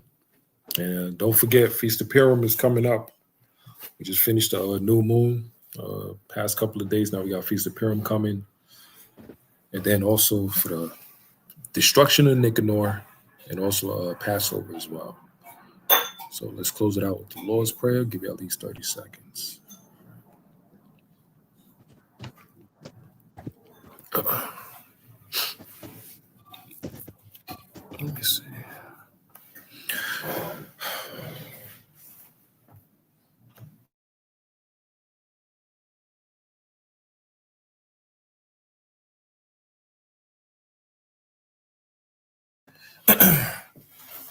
I'll praise Yahweh Bashim Yahushai.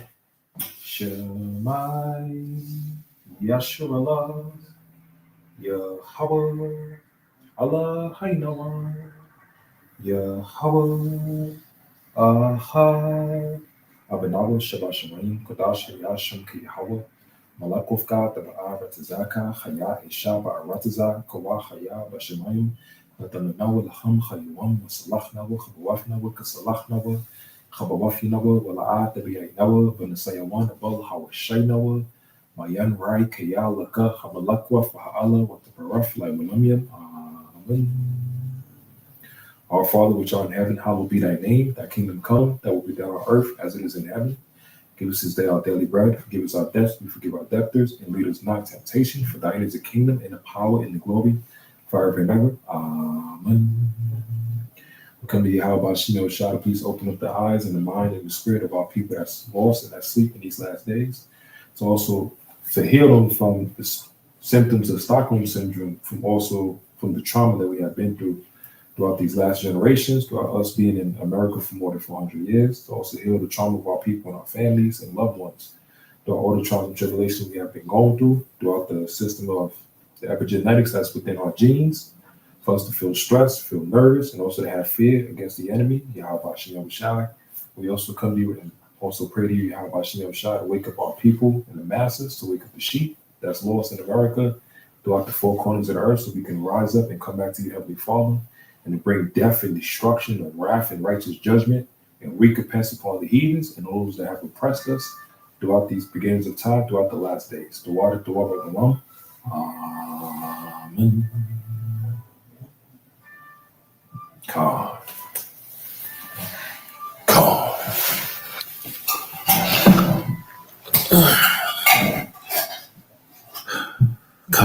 Anything you want to say out before we close out?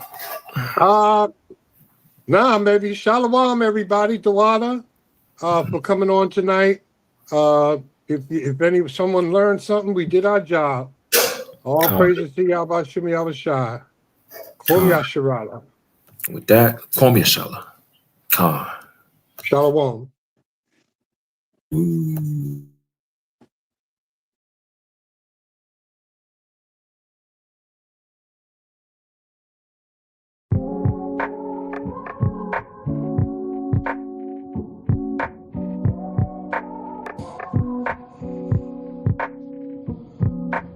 I know who I am today.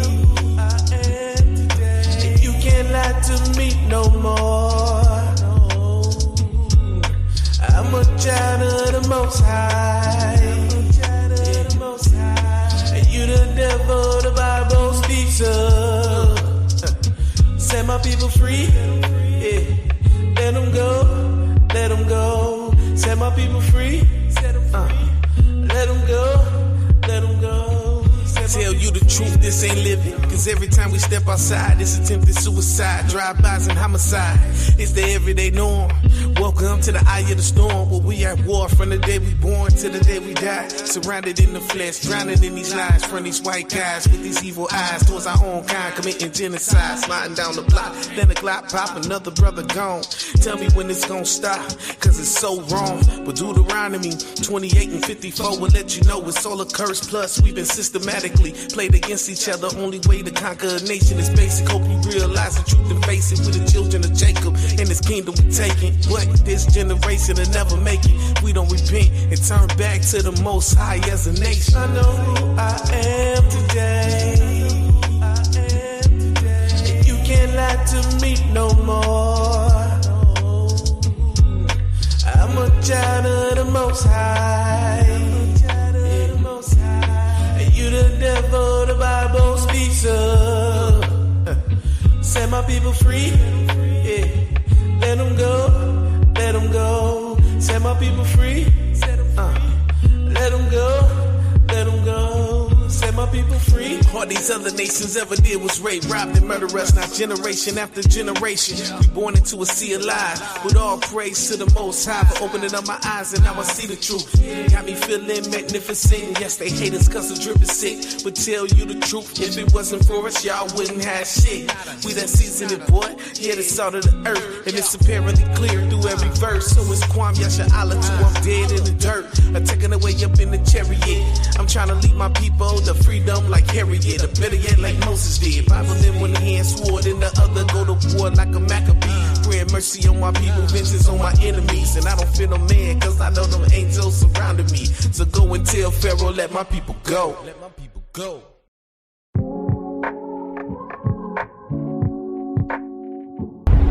House of Israel. Meet your